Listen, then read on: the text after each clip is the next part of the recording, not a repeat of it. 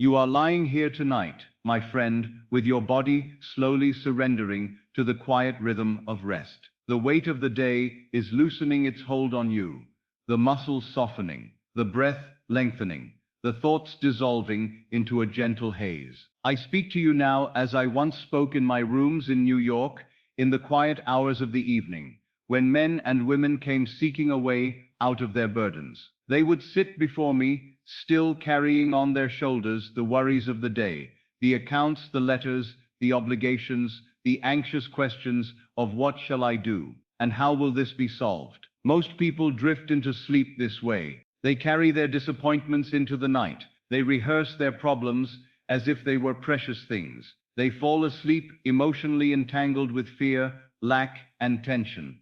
And because they do so, they awaken the next morning inside the same old story. But you are different. You have not come here to be entertained, nor distracted, nor comforted by pleasant words. You have come because something in you is ready to use the night as it was meant to be used, as a doorway. You are here to step into the interior world, the world where all creation begins, the world where desire is planted as seed, the world that shapes the very circumstances you meet tomorrow and in the days to come. So before we proceed, I ask you to do something simple, yet decisive. A declaration. Not for me, not for anyone in the outer world, but for the universe that operates only through consciousness. Whisper into your own heart, I am prepared to receive my money. And if you feel moved, write it, for there is power in committing a thought into form. When a man writes a declaration, he draws a line in consciousness. He steps out of wandering intention and into deliberate assumption. The subconscious mind is the fertile soil of your world. It is the womb of creation. It does not argue, nor question, nor evaluate worthiness. It simply receives the impression you give it and brings it to birth. Whatever feeling you lull yourself into just before sleep, that feeling becomes the root from which your tomorrows grow. And so tonight, you must enter sleep differently from the way the world does. You are not entering it as a victim of the day. You are entering it as the creator of tomorrow. You are entering it not to escape life, but to shape life. I want you to feel your body sinking deeper into the mattress, as though the earth itself were cradling you. Feel your legs grow warm and heavy, your arms loose and weightless, your face softening, the mind becoming quiet, open, receptive. This stillness you are entering is not ordinary rest. It is the sacred threshold of creation. It is the moment in which the outer world fades and the inner world rises into clarity. It is in this silent borderland, this twilight between waking and sleep, that the subconscious is most impressionable, most responsive, most obedient to your assumptions. And tonight, I will guide you to assume something beautiful, the reality of wealth, the presence of money, the fulfillment of abundance, not by chance, not by luck, but by law. The law by which everything in your world takes form, the law that never sleeps. Before we go further, I ask you to make a small outward gesture that mirrors the inward movement you are now making. Declare publicly what you are declaring internally. Let the universe see the certainty of your decision. Write these words in the comments. I'm ready to receive. Do not write them lightly. Do not write them as a wish. Write them as one writes a signature, with intention, with ownership, with the quiet authority of someone who knows the seed he plants must bear fruit. When you write it, you do not inform the world, you inform yourself. And the universe responds only to the man who knows what he has chosen. Tonight, as your body drifts closer to sleep, I will show you how to attract money, not through effort, not through struggle, not by looking outward, but by obeying the law of consciousness. I will teach you how to plant the feeling of wealth so deeply within you that the outer world must echo it. You will see that money is not a matter of chance, nor fortune, nor opportunity. It is the shadow of your assumption. It appears where wealth is felt. It flows where abundance is accepted as true. What you feel just before you fall asleep is the most powerful creative act you perform each day. And tonight, we will use that power deliberately. Allow yourself to drift a little deeper now. Feel the silence between each breath. Feel the warmth behind your closed eyelids. Feel the calm beginning to expand through your chest. You are stepping into the state where creation becomes effortless, and I am here with you, guiding you, leading you gently into the end, into the fulfillment, into the truth that is waiting to be claimed. Now let us go further. Most people, without ever realizing it, place themselves in bondage every single night. They lie down with the weight of their unpaid bills pressing upon their chest. They rehearse the letters they must answer tomorrow, the debts that wait for them, the fears that whisper, what if it doesn't work out? As their bodies surrender to sleep, their minds sink deeper into these shadows, and what the subconscious receives in this final hour becomes the blueprint of their tomorrow. A man may spend the entire day imagining freedom, but if he falls asleep in worry, he has planted worry as his seed. A woman may affirm abundance when the sun is high, but if she drifts into sleep, feeling anxious about money, she has sown anxiety, and the subconscious, faithful servant that it is, brings into form the feeling that dominated the descent into sleep. It has no choice. It cannot discriminate between what is wanted and what is feared. It only knows the feeling that was accepted as true. This is the tragedy of the world.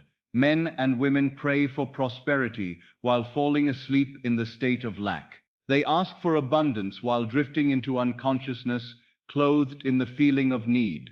They call it misfortune or failure or bad luck, when in truth, they unknowingly commanded the very circumstances they dread. But you, my friend, will not make that mistake tonight. You are learning a new way, the way of the law, the way of assumption, the way of creation through consciousness. You will not carry your debts into the night. You will not slip into dreams wrapped in anxiety. You will not offer the subconscious the taste of fear. Instead, you will plant something entirely different. You will plant gratitude. You will plant abundance. You will plant relief. These three feelings, simple as they seem, are the golden seeds from which wealth blossoms. Gratitude is the acknowledgement that the gift already exists. Abundance is the feeling of fullness and sufficiency. Relief is the exhale that comes when the burden has been lifted. These are the states that create wealth, long before wealth becomes visible. To feel rich before the world shows richness. This is the mastery the world never teaches. And yet, it is the very key to every miracle ever reported, every manifestation ever claimed, every transformation ever experienced. So let us begin the process gently. I want you now to soften your breath and feel the heaviness of the body return. As you inhale, imagine the breath moving into you as a calm, golden light. As you exhale, imagine a slow release, as though every worry about money is leaving the body, floating away like a thin mist. You do not force this feeling. You allow it. Wealth does not come through strain, but through surrender. Now let your heart rest in the sensation of quiet gratitude, not for the money that will come, but for the money that is already yours in the unseen. Feel as though something wonderful has already happened. Do not ask what it is. Do not search for details. Simply feel the warmth of fulfillment rising behind your ribs, as if the universe has already answered, as if the gift has already arrived, as if the burden has already been lifted and replaced with certainty. This is how you begin to feel wealth before you have evidence. All creation begins in feeling. Feeling is the foundation upon which the world is built, and the subconscious hears only feeling. Neville once declared, and I repeat it now with the same force, assumption, though false when first made, if persisted in, will harden into fact. What does this mean? It means that the outer world bends to the inner state, not immediately, not always, obviously, but inevitably. When you take on a feeling and persist in it long enough for it to become natural, the world has no choice but to reorganize itself around your assumption. If you assume wealth, even while the bank account is low, and you persist, the world must echo wealth. If you assume relief, even while bills remain unpaid, and you persist, the world must present circumstances that justify that relief. If you assume abundance, even though your senses accuse you of lack, and you persist, abundance must appear. This is the law. It cannot fail. So tonight I will begin to guide you into a deeper state where this assumption becomes effortless. Later, we will enter the state akin to sleep, where imagination impresses itself upon the subconscious with the greatest power. Later, I will show you the law of reversibility, by which your inner relief creates outer blessing. Later, you will enter scenes of wealth so vivid that your subconscious cannot distinguish them from reality. But for now, I ask only this. Let the feeling of wealth grow within you like a quiet flame. Do not strain to feel it. Do not try to simulate excitement or force joy. Wealth is not a frantic vibration. It is a calm assurance. It is the stillness of a man who knows he is provided for. Feel that now, the soft, steady knowing that something in your life is unfolding in your favor. Even as you rest, let the breath deepen. Let the tension melt. Let the heart open just a little more. You are preparing the soil. You are cultivating the feeling. You are choosing the assumption. And the world, though silent tonight, is already beginning to rearrange itself to mirror the state you accept as true. Rest in this, my friend. We have much deeper to go. Now that your body is resting more deeply, and the mind has grown quieter, we can enter the first great chamber of tonight's journey, the chamber of imaginative experience. For imagination, when felt as true, is the only doorway through which your desire may enter this world. And we shall walk through it gently, without effort, without strain, letting the scenes rise within you as naturally as breath. I want you to begin with something small, something simple, something so ordinary that the critical mind cannot argue with it. All great transformations begin with simple moments. A single drop of assumption becomes a river in the subconscious, and that river becomes the new landscape of your world. So close your eyes, if they are not closed already, and imagine just for a moment that a dear friend stands before you, not far away, close enough that you can almost sense the warmth of their presence. Picture this friend as someone who truly delights in your success, someone who smiles with genuine affection when good things happen to you. Now imagine that this friend looks directly into your eyes with a spark of excitement and says, "I heard the news, congratulations." Let those words echo not in your ears, but in your chest. Feel the warmth that rises when someone congratulates you for something wonderful. Do not ask what they are congratulating you for. The subconscious does not require details. It responds only to the emotional tone, the sense of joy, the feeling of success, the quiet certainty that something good has unfolded. Feel that now, the soft, rising thrill behind the ribs, the tiny surge of energy as if the body is preparing to smile. Let that glow remain for a moment. Let it settle. Let it sink in. Now imagine another moment, equally simple, equally natural. Imagine yourself holding your bank book, or an envelope, or a folded piece of paper. You open it casually, without expectation, the way one opens something familiar. And then you see the number, not a small number, not the number you are accustomed to, but an amount that makes your breath pause for a heartbeat. Allow yourself to feel that pause, that gentle, delicious shock. Not wild excitement, no. Excitement fades. But relief and rightness, they remain. Feel the corners of your mouth soften into a quiet smile. Feel the shoulders loosen. Feel the sense of finally, it's here. You need not see the exact figures. You need not force any image. It is the feeling that matters, the feeling of abundance already received. Let us go one step further. Imagine now that you are holding a bundle of bills in your hand, not imagining the numbers printed on them, simply feeling their texture, the crispness, the weight, the slight resistance as your fingers press against them.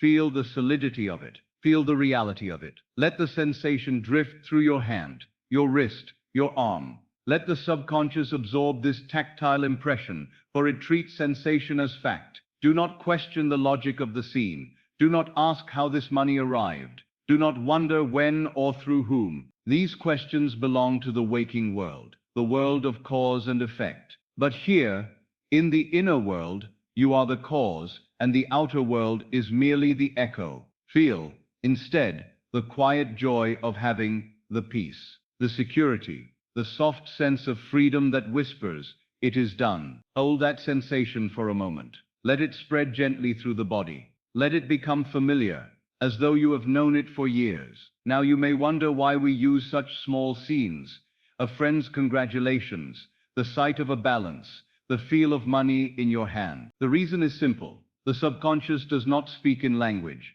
It speaks in emotion. It does not care about details, numbers, or logic. It responds only to the feeling tone behind the image. If the feeling is one of wealth, the subconscious accepts wealth as true. If the feeling is one of relief, it accepts that something has occurred that justifies that relief. If the feeling is one of joy, it assumes that a joyful event is real.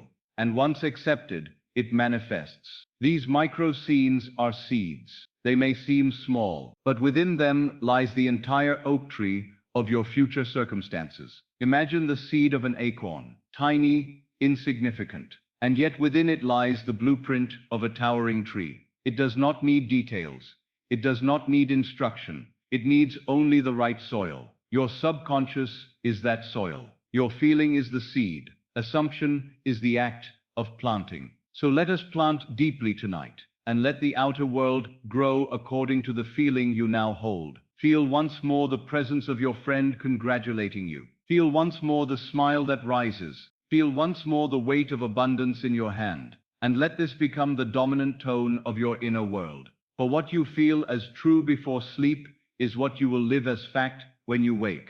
There is a mistake so common, so subtle, and yet so destructive, that it quietly steals the harvest from nearly every man and woman who desires a better life. I have seen it countless times. A student plants the seed of wealth in imagination, feels the joy of having, enters the state of abundance, and then, the very next morning, he begins the slow work of undoing everything he created. How does he do this? By checking the seed. Imagine a gardener who places a seed in the soil. He waters it gently, covers it with earth, and stands for a moment feeling the satisfaction of having planted something wonderful. But the next morning, curiosity troubles him. He wonders, has it sprouted yet? And so he digs his fingers into the soil, lifts the seed, inspects it, and buries it again. The day after, he repeats the process, and the next day, and the next. Then he complains, why is nothing growing for me? You know the answer. It never had a chance. And so it is with the human mind. You plant the seed of abundance before sleep, you feel the wealth, you assume the end, and then you wake up and immediately begin looking for evidence. You search for signs. You check your pockets, your accounts, your letters. You peer into the outer world as if it were the judge of the inner one. And by doing so, you lift the seed out of the soil of consciousness and halt its growth. This anxious checking is the single greatest cause of failure in the art of creation. A man says, I imagined receiving money last night, but today nothing happened. Another says, I felt wealthy before sleep, but I woke up and my circumstances are exactly the same. A third says, I entered the state of abundance, but no opportunity has appeared. This obsession with appearances, this habit of measuring the seed before it sprouts, is the thief of miracles. You must understand, this manifestation begins in the unseen. It germinates in silence, in darkness, in the invisible depths of consciousness. The moment you assume the feeling of wealth, forces beyond your waking comprehension begin to move. Paths are rearranged. People shift in their roles. Opportunities assemble themselves. Circumstances take shape. But all of this occurs long before the results become visible. The seed grows beneath the soil before it ever breaks the surface. And yet so many stand over the ground, demanding to see green shoots within hours of planting. When they don't see them, they panic, they worry, they doubt. They try to imagine again, but now from a state of fear, which only plants more fear. Do you see the cycle? Anxiety uproots the seed, doubt suffocates it, impatience scorches the soil, and the man wonders why nothing grows. But the wise creator, the one who understands the law, behaves differently. He plants the seed and lets it be. He enters the feeling and rests in it.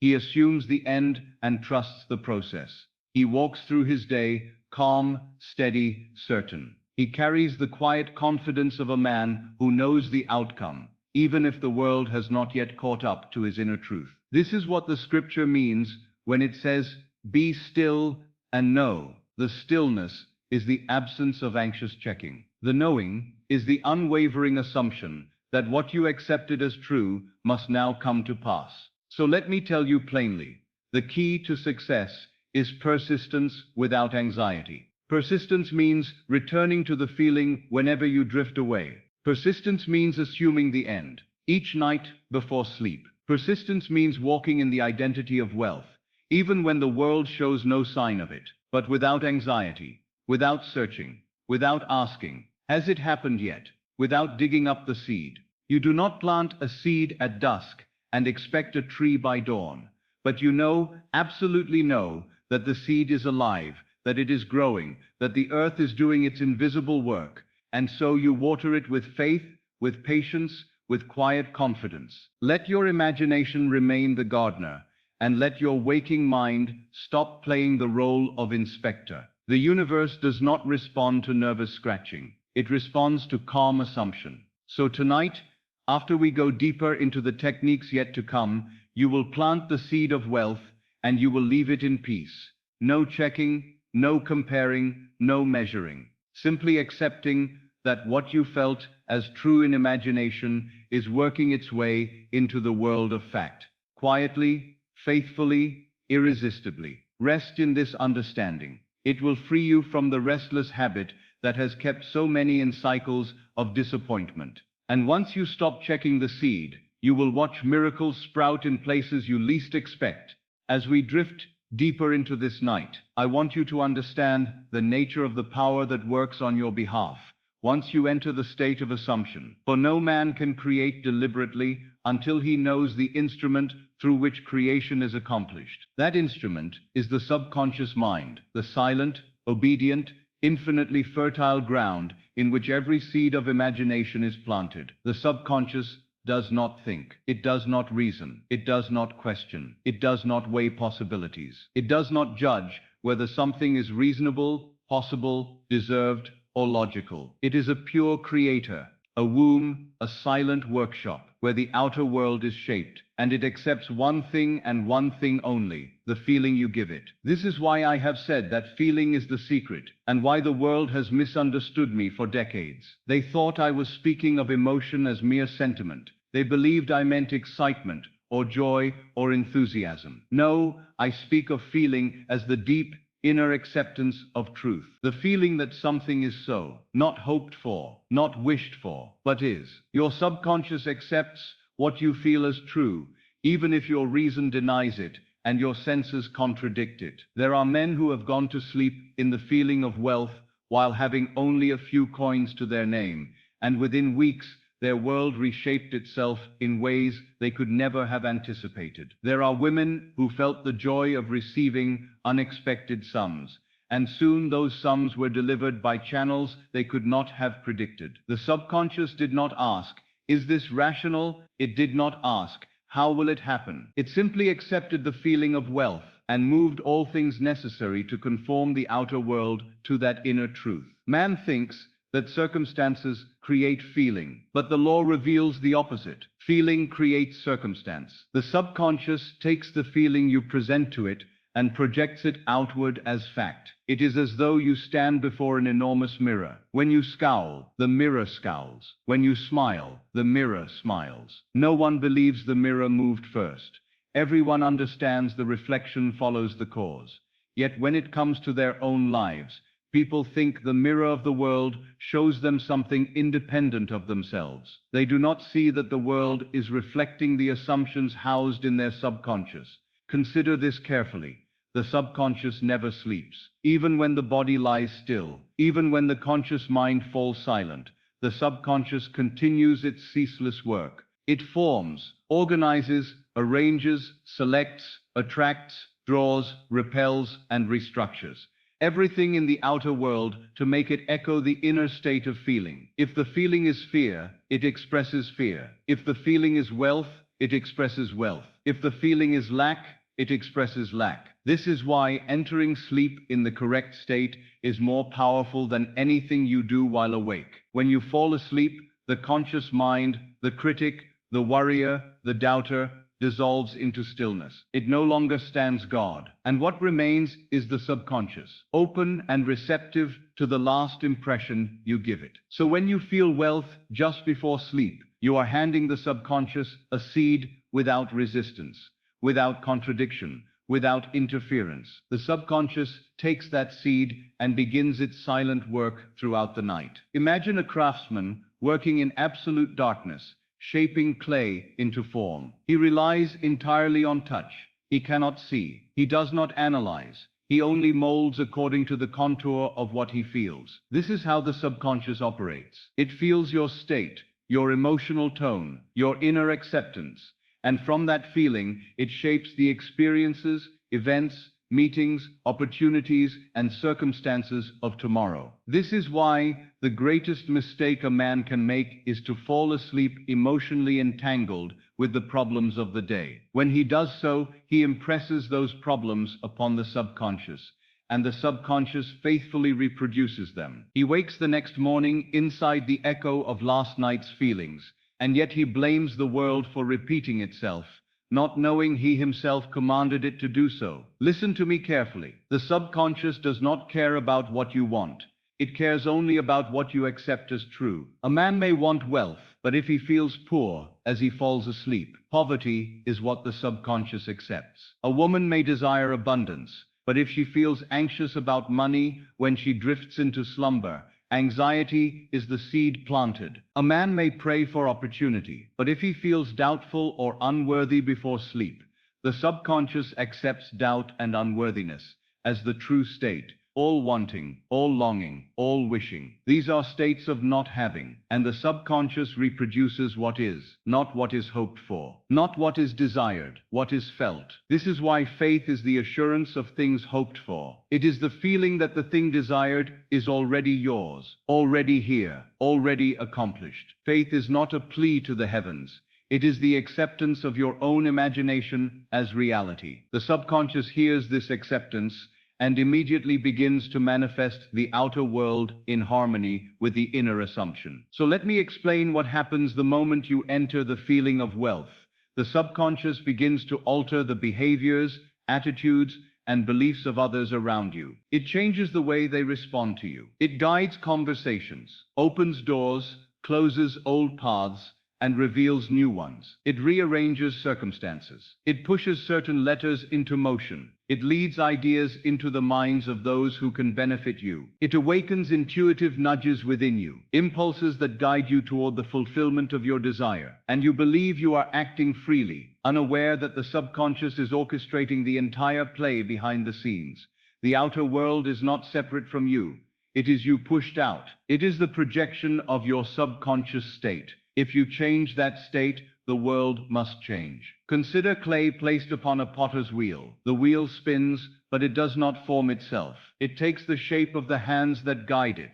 Your world is the clay. The subconscious is the wheel. And your imagination is the hand shaping it. When the hand changes position, the clay must follow. You have lived long enough believing the world is fixed, rigid, immovable, except by force or luck. But tonight I tell you, nothing is fixed, nothing is final, nothing is beyond transformation. Everything in your life is malleable, plastic, ready to be reshaped, not by effort, not by struggle, not by years of toil, but by a shift in the subconscious impression. And that impression is made through feeling that you already are the one you desire to be. This is the great secret of creation. This is the power the world ignores. This is the law by which every miracle is born. Now, as you lie here in this gentle quiet, your subconscious is open, receptive, listening. It is feeling the tone of your inner world. It is absorbing the atmosphere of wealth you have begun to cultivate. And every breath you take in this state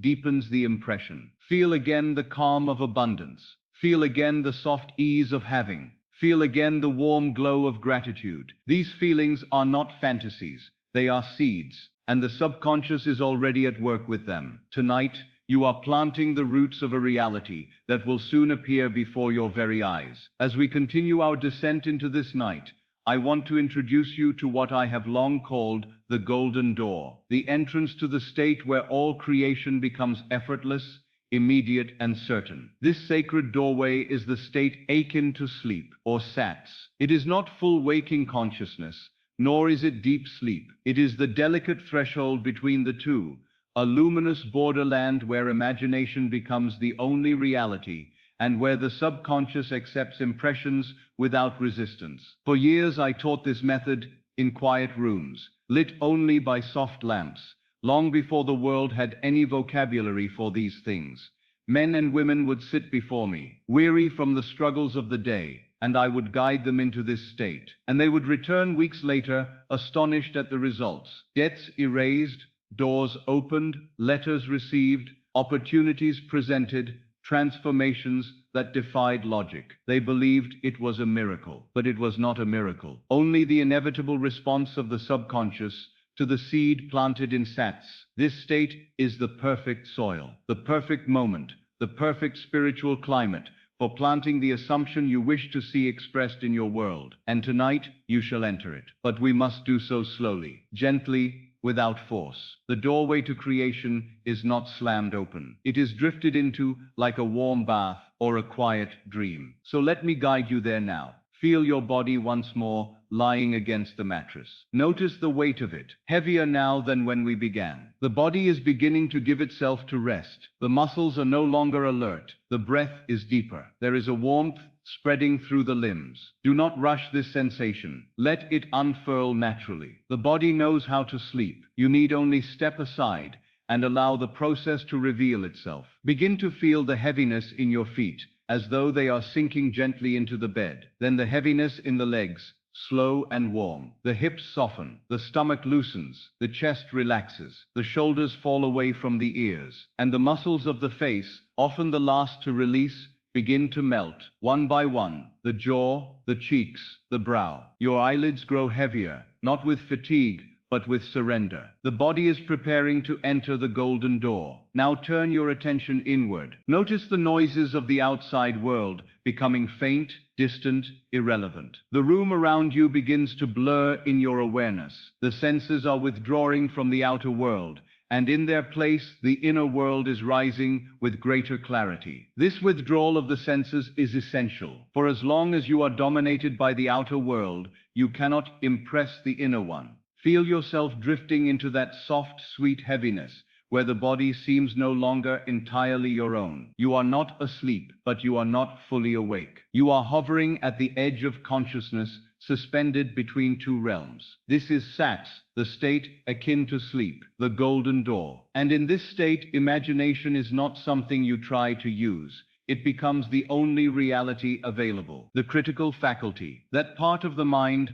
that judges, doubts, argues, and contradicts, is silent here. It cannot function in this twilight zone. Reason is dissolved. Logic is dissolved. The senses lose their authority, and the subconscious, for the first time in your day, stands open and receptive to whatever feeling you choose to offer it. In this state, a simple imagined act, touching a stack of bills, seeing a friend congratulate you, feeling relief, is accepted as truth, because the subconscious cannot distinguish between reality and imagination. It knows only the feeling tone of the scene. You must understand this. What you imagine in sanctities is far more powerful than anything you attempt, while fully awake. When the conscious mind is alert, it contradicts, questions, interferes. It says, "But how can this be? I have no evidence. My bank balance denies it. My circumstances contradict it." But in setsas, that voice is asleep, and what remains is the pure creative faculty, imagination clothed in feeling. Now, allow yourself to move deeper. Feel the senses soften even more. The body is so heavy now, it might as well be drifting downward like a stone into water. The breath is slow and rhythmic. Your thoughts are no longer sharp, but flowing, fluid, dreamlike. You are not trying to fall asleep. You are letting yourself glide toward it, gently, naturally, as though carried by an unseen current. And as you hover in this golden borderland, let the outer world fade entirely. You do not need it here. You do not need the room, the past, the clock, the story of who you were today.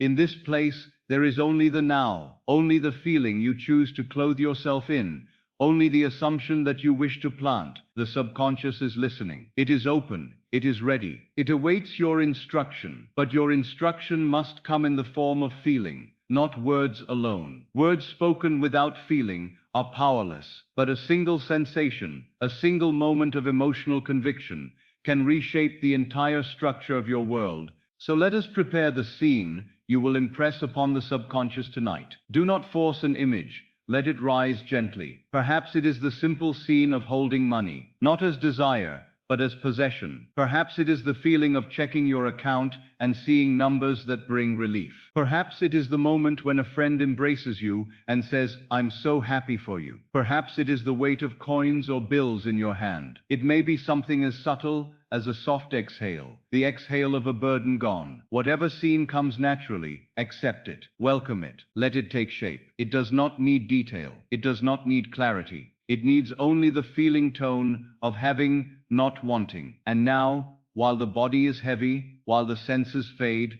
while the conscious mind dissolves, imagine the scene as though it were happening right now. Not something you are wishing for, not something you hope will happen, but something that is now taking place, something being lived, something you are experiencing in this very moment of twilight. Feel it as real, not as a future event, but as a present experience. You are not visualizing, you are participating. If the scene is the feel of money, feel the texture. If the scene is a congratulatory embrace, feel the warmth of the arms. If the scene is the sight of a bank balance, feel the joy rise in the chest. Every detail is felt, not forced. Stay here. Let the scene loop gently. Let the feeling deepen as the body grows heavier still. This exact state is the golden door through which every miracle enters. You are inside it now, and what you place here, in this moment, will echo into the days, weeks, and months ahead. It will grow roots in the subconscious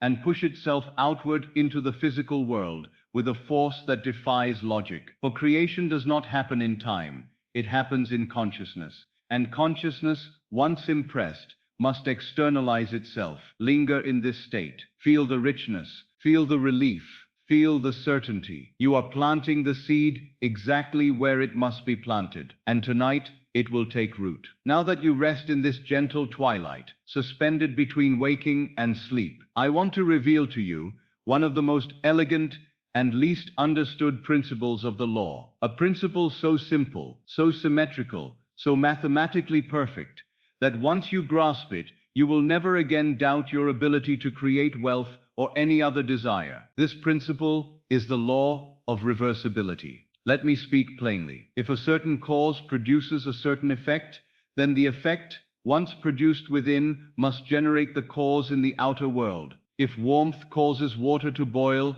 then boiling implies the presence of warmth. If joy follows success, then the feeling of joy can precipitate success. If relief arises after receiving money, then the feeling of relief, accepted now, must call forth the circumstance that produces it. This is the law of reversibility. Whatever the result of a cause is, that result contains the power to reproduce the cause.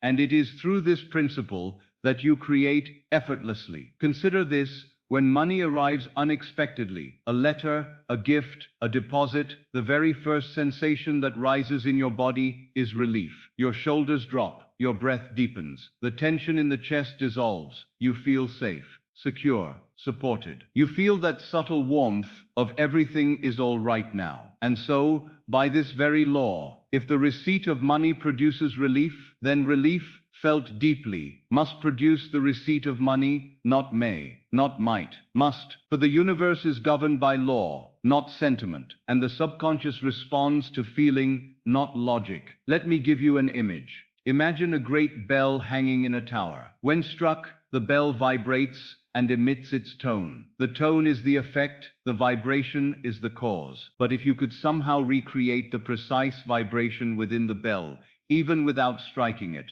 the bell would ring. That is reversibility. The effect contains the cause, And so it is with your inner feeling. Relief rings the bell of abundance. Security rings the bell of wealth. Ease rings the bell of financial flow. If the arrival of money makes you breathe with ease, then breathing with ease will call money to you. The world calls this foolishness, but Scripture calls it faith, and I call it law. Let us explore this more deeply. When you imagine receiving a large sum, whether it is a check, a gift, an inheritance, a business opportunity, the body experiences a shift. The chest opens. The mind loosens its anxious grip.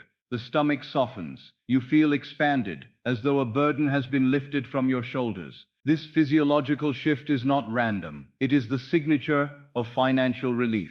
And here is the secret. You do not need the outer event to produce the relief. The relief, once generated within imagination, will produce the outer event. I once had a student, a young man burdened by debts that weighed upon him day and night. He attended my lectures with a kind of desperate hope, believing that perhaps something I said could release him from his misery. But each night, after leaving my classes, he would lie awake, worrying, rehearsing every bill he could not pay. His inner state contradicted his desire. One evening, I instructed him plainly, do not think of money, think only of the feeling of relief, as if the burden were already gone. He did not imagine receiving a check.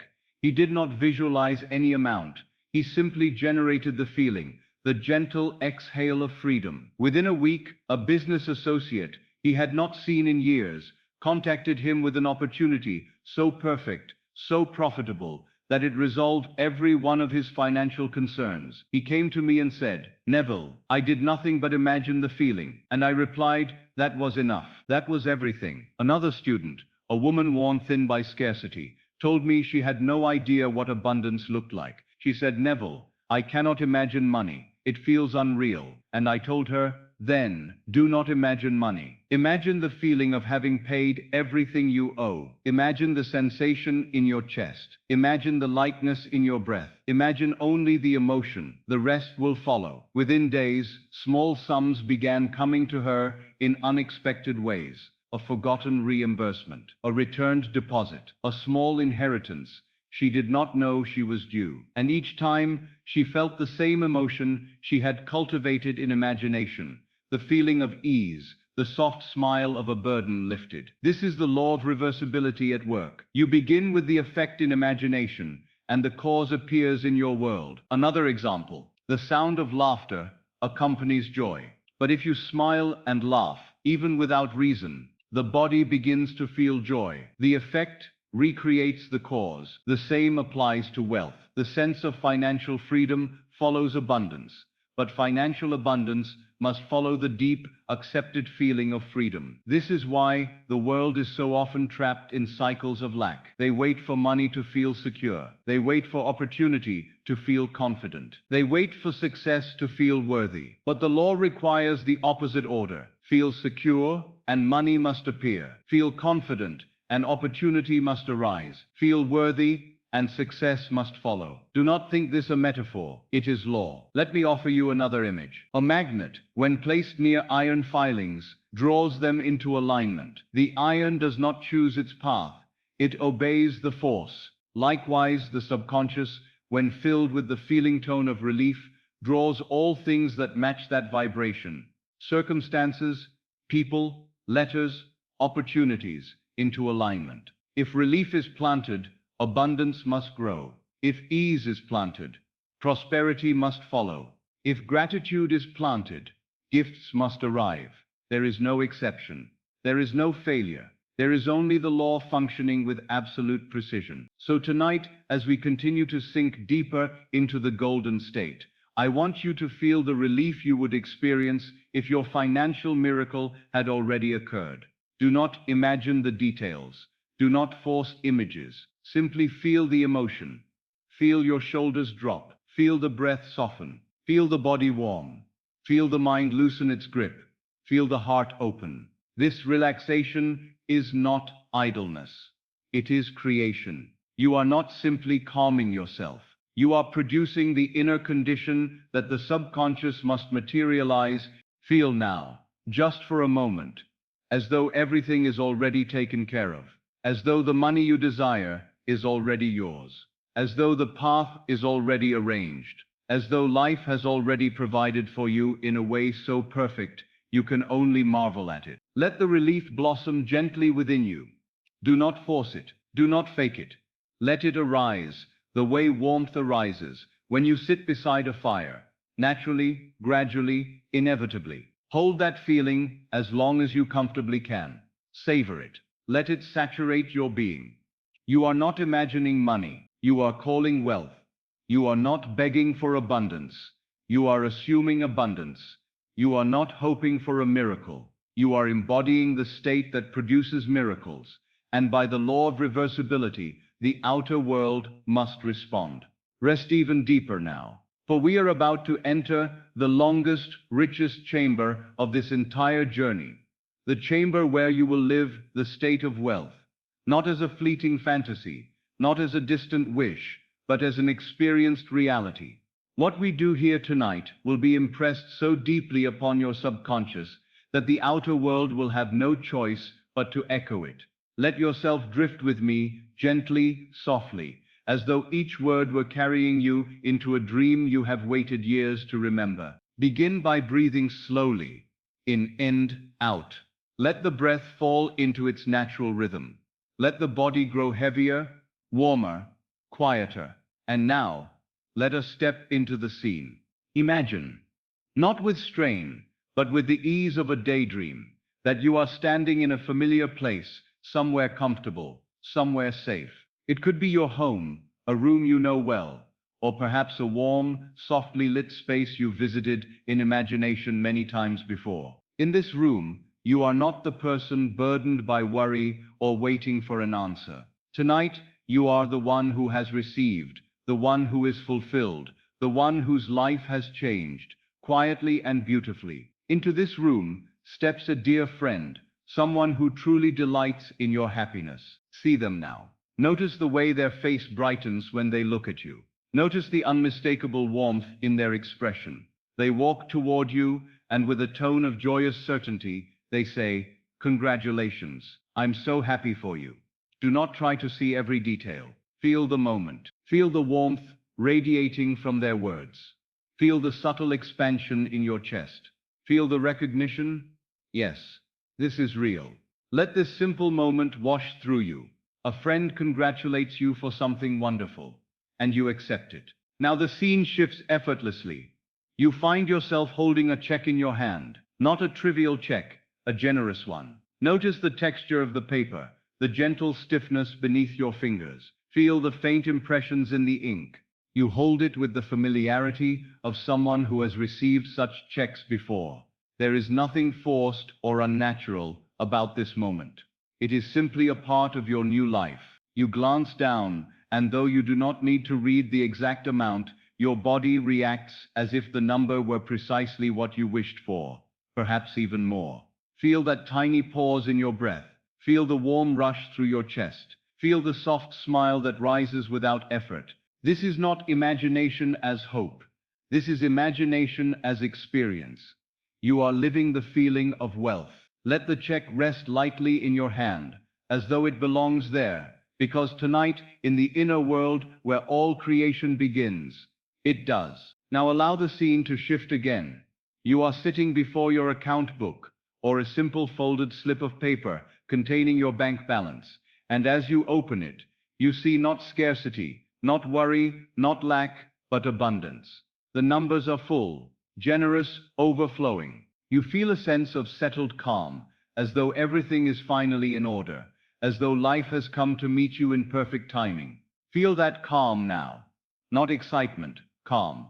True wealth is quiet. True abundance is serene. Hold that feeling. Let it soak into the deepest parts of your being. And now, let the scene broaden. You are walking through a hotel lobby, not a place of noise or distraction, but a place of elegance.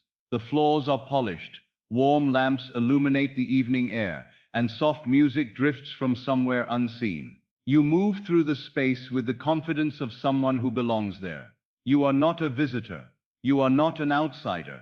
You are a person whose life includes spaces like this, naturally, effortlessly, without strain. Feel the smoothness of the marble beneath your shoes. Feel the warmth of the ambient lighting. Feel the ease in your steps. You are wealthy, and wealth feels like this. The scene shifts again, as dreams do, gently, seamlessly. Now you are traveling. Perhaps you walk through a quiet airport, moving without hurry. Perhaps you sit by a window, on a train, watching a sunlit landscape pass. Perhaps you are aboard a ship, feeling the gentle sway beneath your feet. Wherever you are, you feel the unmistakable sensation of freedom, the freedom that money provides. There is no rush, no calculation, no tension. Everything is taken care of. Your journey is smooth, effortless. You feel the abundance of life supporting you. Let that feeling fill you, the feeling of movement without worry, travel without constraint, a life that expands outward in every direction. Now another scene, you are standing in your home, but not the home of old worries, the home of your wealthy identity. Look around, notice the comfort of it. Perhaps the furniture is new. Perhaps the rooms are brighter. Perhaps the air feels lighter, as though prosperity itself is woven into the walls. Your environment reflects who you have become. Walk through the space, touch the surfaces, feel the solidity, the beauty, the abundance of your surroundings. Everything here affirms your new state. Now imagine clothing, not extravagant, but fitted to the quiet dignity of someone who has already arrived at the life they once desired. Feel the fabric against your skin. Notice how it drapes, how it moves as you walk. You do not dress to prove anything. You dress as one who is comfortable in their abundance. Let the subtle confidence of this moment envelop you. Another shift, smooth, gentle. Now you are in your car, not the car of old limitation, but a vehicle that symbolizes freedom, ease, mobility. Feel your hands on the wheel. Feel the soft glide of the road beneath you. Feel the silence inside the cabin, the smoothness of the ride, the sense that life moves with you, not against you. There is no force here, no striving, only flow. You drive with the assurance of someone whose life is in order, whose finances are aligned, whose world supports their movement. Now let all these scenes blend together, not separate moments, but one unified experience of wealth. Your friends' congratulations, the check in your hand, the full account, the elegant hotel, the effortless travel, the abundant home, the comfortable clothing, the smooth car. All of these are facets of a single identity, the wealthy self. Feel that identity now. Do not imagine it as someone else. Do not watch it from afar. Become it. Feel the posture of the wealthy self. Feel the calm of the wealthy self. Feel the breathing of the wealthy self. Feel the expectations, the assumptions, the quiet confidence of the wealthy self. This identity does not question whether money will come. It assumes money is always flowing. It assumes opportunities are natural. It assumes abundance is constant. This identity is not waiting. It is being. Let the fusion happen gently. Let yourself slip into this wealth as though slipping into warm water. One part of you merges with it, then another, until the boundary between who you were and who you are dissolves completely. You are not pretending to be wealthy. You are remembering it.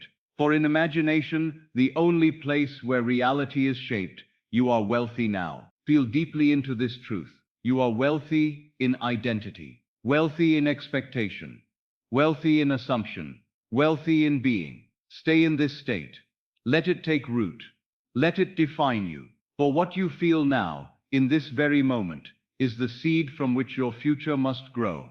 And the world will soon reflect back the wealth you have accepted within. And now, having prepared the soil of your mind, having quieted the senses and softened the borders of reason, you stand at the very threshold where imagination and reality mingle as one. You have felt the truth of the law. You have tasted the stillness of Sats. You have begun to understand that your inner world is the only world that truly matters. And so, beloved, this is the perfect moment to go deeper. For it is not enough to know the law. One must enter it. Not enough to understand abundance. One must feel it. Not enough to repeat the words. One must become the state. Tonight I will take you by the hand and lead you across the bridge, from theory into embodiment, from hearing into being, from desire into fulfillment. You will not strive. You will not force. You will simply follow my voice as it rests upon the quiet waters of your imagination. And together,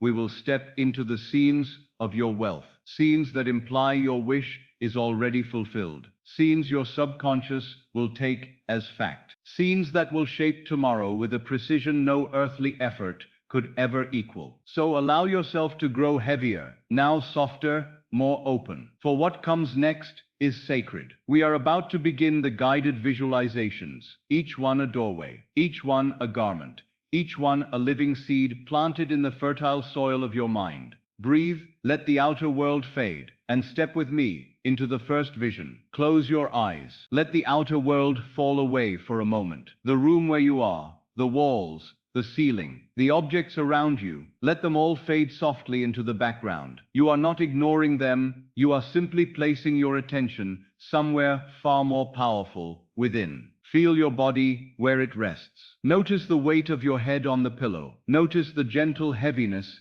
in your shoulders. Notice the way the back, the hips, the legs yield more and more to the support beneath them. With every breath, you are loosening your grip on the day. With every exhale, you release a little more of the strain, the effort, the worrying, the calculating. There is nothing you must do now, nothing you must fix, nothing you must arrange. For this sacred interval, you are allowed to simply be. Take a slow, easy breath in and out, again and out. As the breath softens, imagine that with every exhale, a thin veil of noise is lifted from your mind. Thoughts may still pass, but they are quieter now, distant, like voices far down a corridor. You do not chase them, you do not fight them. You simply let them drift by, knowing they are powerless without your attention. In this growing quiet, you and I will take a little journey, not a journey of the body, but of the imagination. And as I have said countless times, imagination is not a daydream. It is the creative power of God in you. What you do now in this inner world will echo in the outer one. What you accept here as real will harden there into fact. So let us proceed gently. In your mind's eye, see yourself standing, not in your room, not in your bed, but in a long, peaceful corridor. The floor beneath your feet is smooth and cool. The air is still, almost sacred, as though you had stepped into a temple built only for you. You look down and notice that you are barefoot. No weight of shoes, no tightness, nothing that presses you. Only the soft, cool surface supporting you with each step. Ahead of you, the corridor stretches into a calm golden haze. The walls are simple, but the light upon them is warm, almost honey-like, bathing everything in a gentle glow. There is no sound here but your own quiet breathing and the steady beat of your heart. Breathe again. As you walk forward slowly, each step feels lighter than the one before. You are leaving behind you the day. You are leaving behind the old conversations, the old worries, the old self that thought everything depended upon effort and chance. Here, in this corridor, you walk as the one who is awakening. You walk as the one who has begun to suspect that life is not happening to you, but flowing from you. Ahead of you now, at the far end of this corridor, you see it. A door. Not a common door of wood and iron, but a door that seems to shine from within itself. It is tall, far higher than any ordinary doorway, and its surface is made of a metal that glows with a soft, living gold. This is the door of which I have so often spoken in different words, the door between states, the golden door of consciousness. Draw nearer. As you approach, you notice the details, intricate patterns carved into the surface, curves and lines that seem to move very slightly with the light, like waves on a calm sea. At the center of the door, there is no lock, no bolt, only a simple handle, also of gold, waiting for your hand. You stand before it now. Feel your breathing slow even more. Here, at this threshold, you are not the person defined by your bank account, your past mistakes, your current circumstances, your body, or your history. Here, you stand as pure awareness. You, the one who can imagine. You, the one who can feel. You, the one who can assume. This golden door is not outside you. It is you. It is the border between your old state and a new one, between the self that begs and the self that knows, between the life of waiting and the life of having. Gently lift your hand in imagination and place it upon the handle. Notice how it feels. Cool at first, then warmer as your skin meets it. This, beloved, is the moment of choice. For years you may have walked the world believing that your wish fulfilled lay somewhere out ahead of you, in time, in some distant event, in some external blessing. You have prayed for it,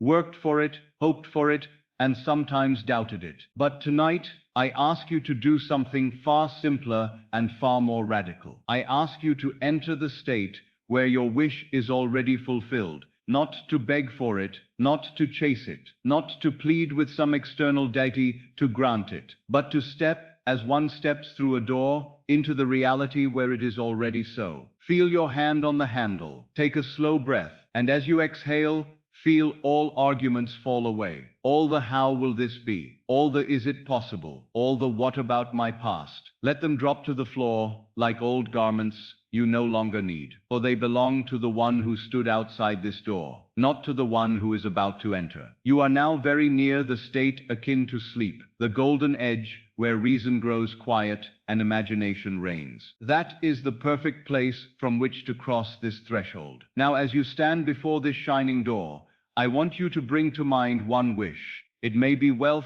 large sums of money, freedom from debt, a life of generosity and ease. It may be health, a body vibrant, whole, at peace. It may be love, a relationship deep and steady, filled with respect and affection. It may be purpose, a work that satisfies you, that feels like a true expression of your being. Whatever it is, choose one thing for this moment. Do not complicate it. Say quietly within yourself, "This is my desire."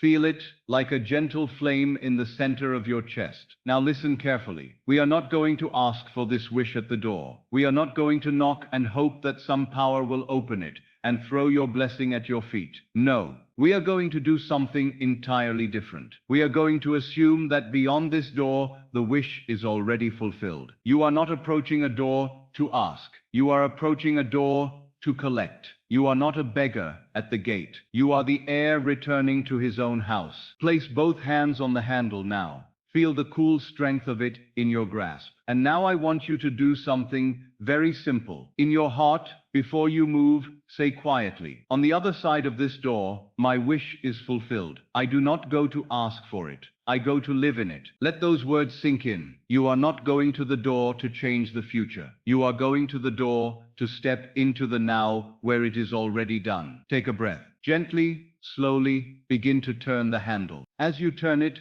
feel your body growing heavier and your mind softer, as though sleep is beginning to wash over you, but you remain aware. This is that precious borderland where we plant the seeds of our assumptions. The handle turns, and with no resistance, the golden door swings inward. A soft, warm light spills out, bathing your face, your chest, your hands, your entire being in a glow that feels both peaceful and powerful. This is not the light of a room. This is the light of consciousness itself. Step forward, cross the threshold, and as you do, feel something subtle but profound. The you who waited outside the door, the you of questions and doubts, does not come in. Only the you who has accepted the wish fulfilled is allowed here. Inside, the space is vast. You find yourself in a great, open hall, much larger than any you have ever seen with physical eyes. The ceiling rises high above you, but there is no weight,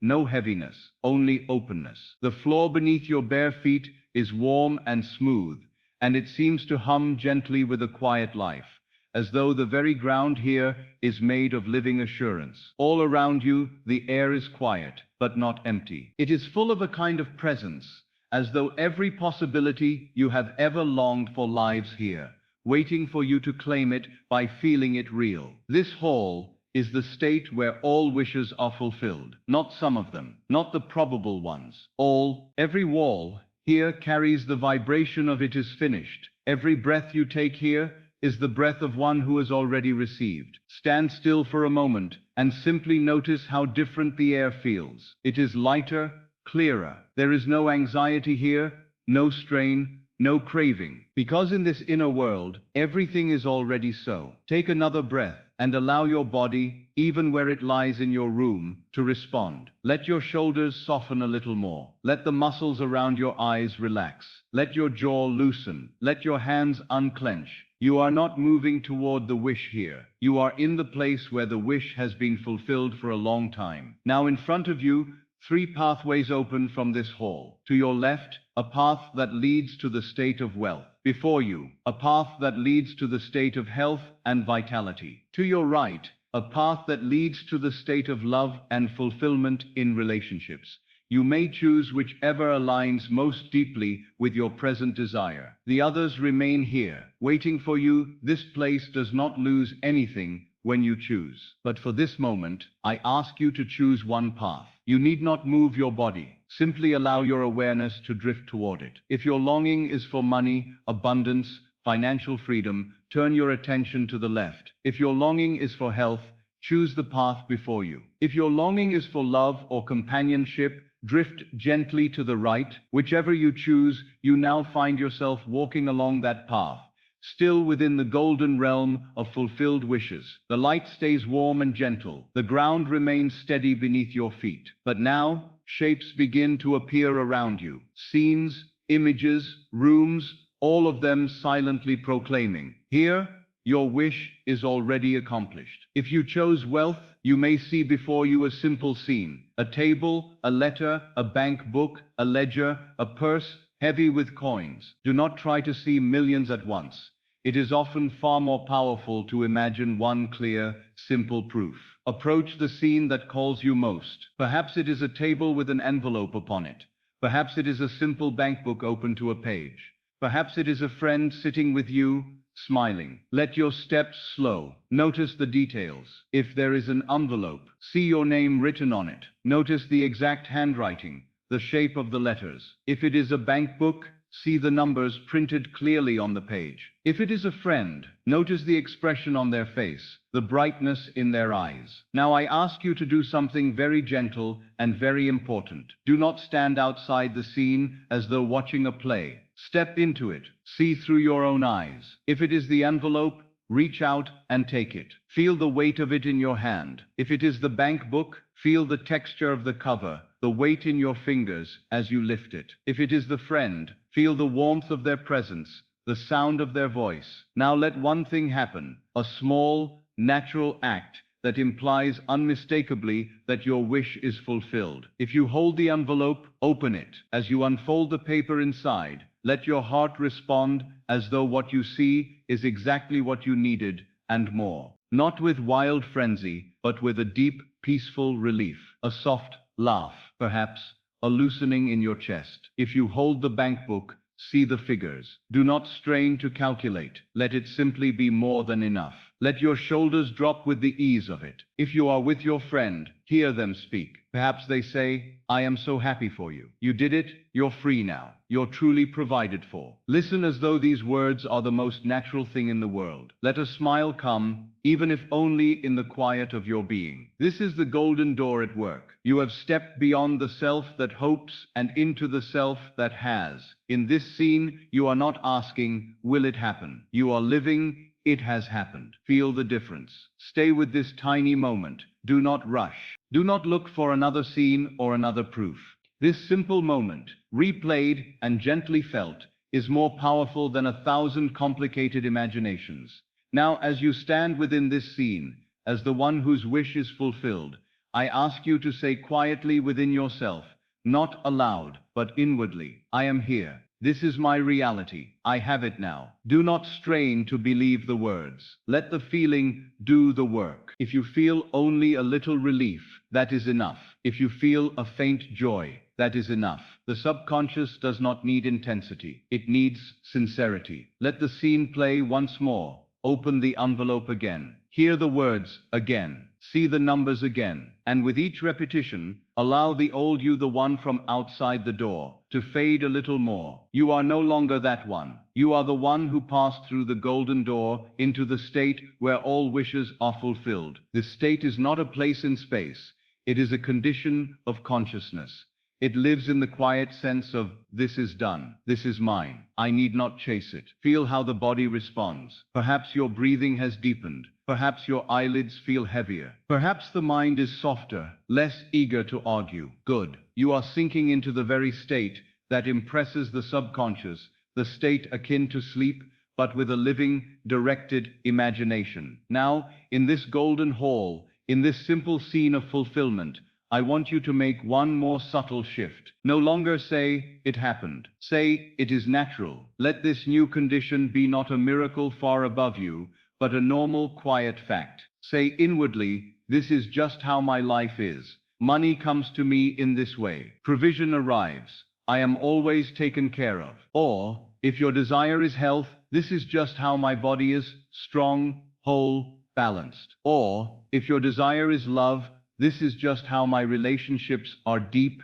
loving, secure." The golden door has been crossed when the wish no longer feels distant, but familiar. When, for these few sacred moments, you feel more at home in the fulfilled state than in the state of longing. If the old state tries to pull you back, do not fight. Simply return to your little imaginal act.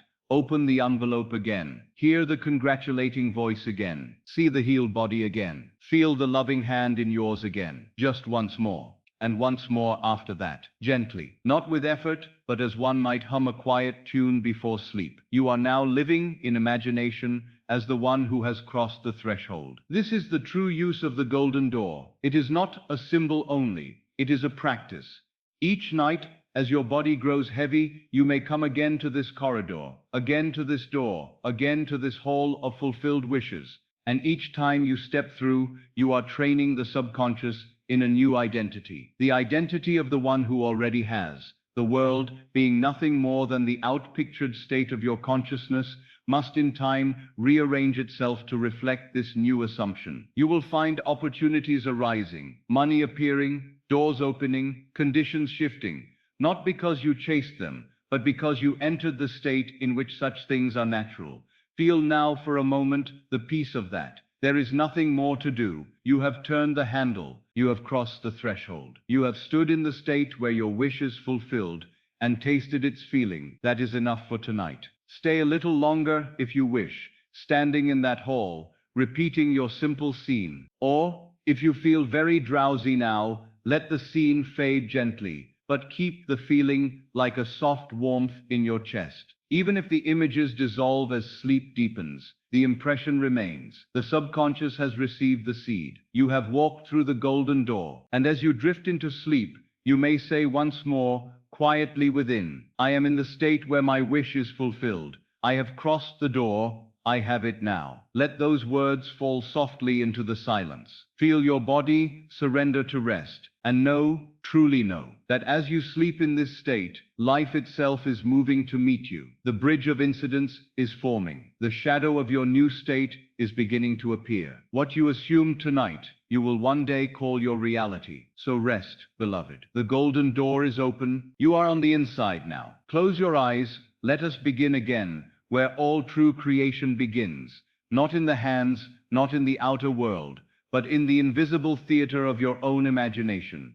Feel where you are lying now. Notice the weight of your body upon the bed or chair. Notice the way the back slowly yields to the support beneath it. Notice the quiet rhythm of your breath, in and out, in and out. With every exhale, you allow the day to loosen its grip on you.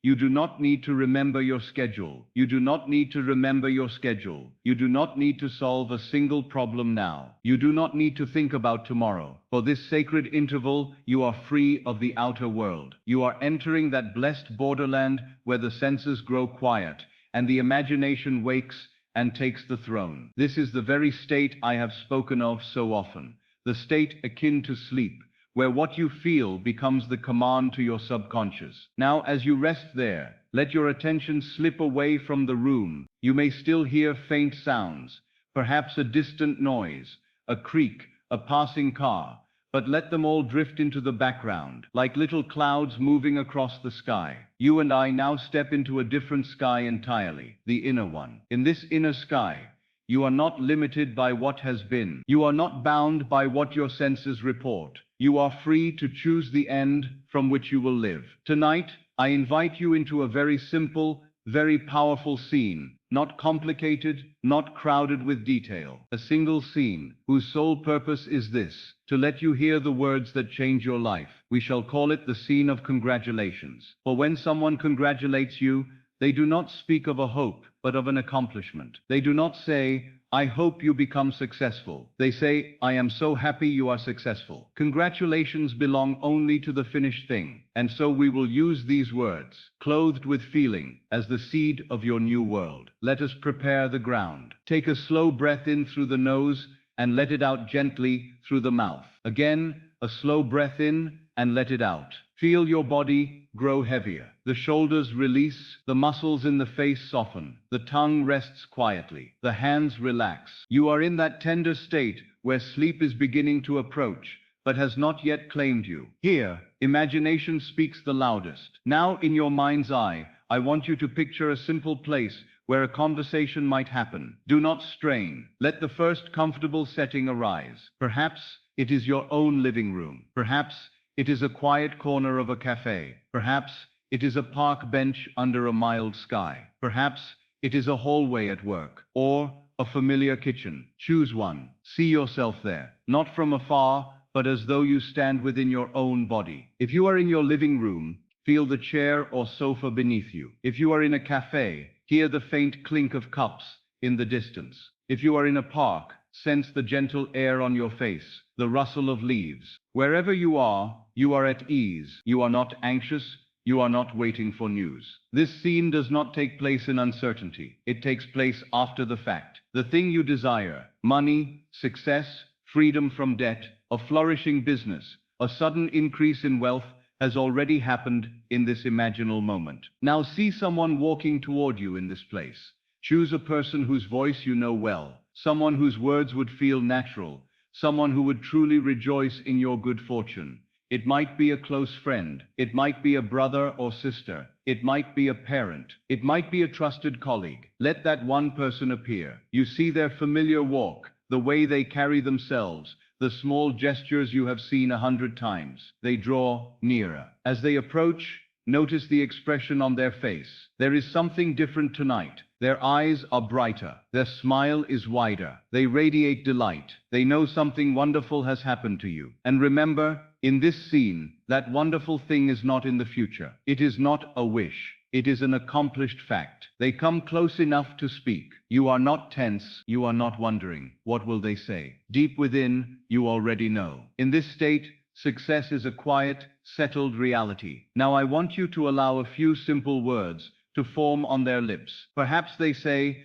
I am so happy for you. Perhaps they say, you've done it. Perhaps they say, I knew this day would come for you. Perhaps they say, you're free now. You have all the money you need. Do not force the exact phrase. Let a short, natural sentence arise, one that, if spoken in the outer world, would mean without any doubt that your life has changed in the way you desire. Hear it. Hear it as clearly as you can. Let the voice be familiar, the tone, the rhythm, the warmth. This is wonderful. You're finally out of debt. I can't believe how much money you've attracted. You're doing so well now. I'm proud of you. Look at you. You're truly wealthy. Choose one. Let it crystallize. Now replay it. Hear it again. But this time, as you listen, do not be a detached observer. Let your whole body respond to it. If someone were to say to you in the waking world, I am so happy you're free financially, how would you feel? You might feel your chest loosen, as though a band around it had snapped. You might feel your shoulders drop. You might feel a warmth in your face. Perhaps even tears of relief climb toward your eyes.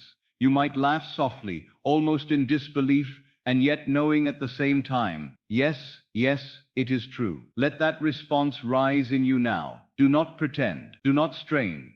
Just ask yourself, if that sentence were true, how would my body feel? And let the answer show itself as a sensation. Maybe you feel a sigh coming from deep within. Maybe you feel your lips curl into a small smile. Maybe you feel a wave of quiet joy moving from your chest outward. Good. That feeling is the living soul of the scene. The words are the garment. The feeling is the life within them. Hear the sentence again. I'm so happy for you. You really did it. I can't believe it. You're actually wealthy now. You have no idea how proud I am of you and how much you deserve all this money. Or any other simple line that implies your desire fulfilled. Let it not be a plea, but a confirmation. These are not the words of someone wishing for you. These are the words of someone bearing witness to your accomplishment. Listen carefully. Notice the slight musicality in their voice, the sincere warmth. Notice the way their eyes shine as they say it. I'm so happy for you. Now allow yourself to give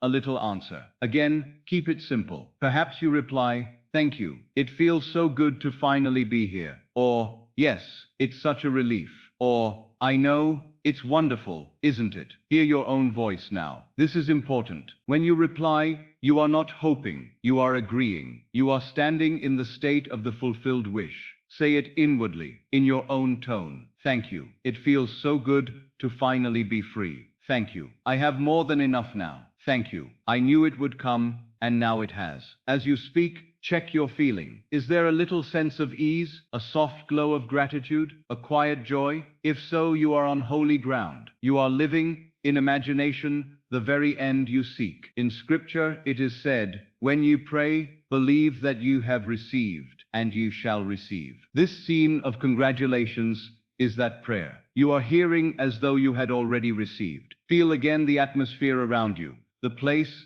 the light, the closeness of this person, their smile, your own inner warmth. Let the world outside this imaginal scene be forgotten for a moment. There are no bills here, no accounts, no numbers, only the conviction wrapped in this exchange. It is done. You have it. Now we will take this scene and deepen it. Just as a singer repeats a phrase until it enters the heart, we shall repeat this short conversation until it feels like a memory rather than a fantasy. See your friend, or whoever you chose, sit down beside you, or stand close. You see their face. You notice perhaps a line near their eyes, a familiar gesture of the hand. They lean slightly closer, their eyes full of affection and admiration. Hear them say it again. I am so happy for you. You're really doing well now. Let the sound of that sentence echo softly inside your mind. This time, do not rush to answer. Let the words sink in. In the silence that follows, feel the reality of them filling you. You are not arguing, you are not saying, but look at my bank account. The scene does not know what your outer senses report. It does not care. It is concerned only with the state you are choosing to inhabit.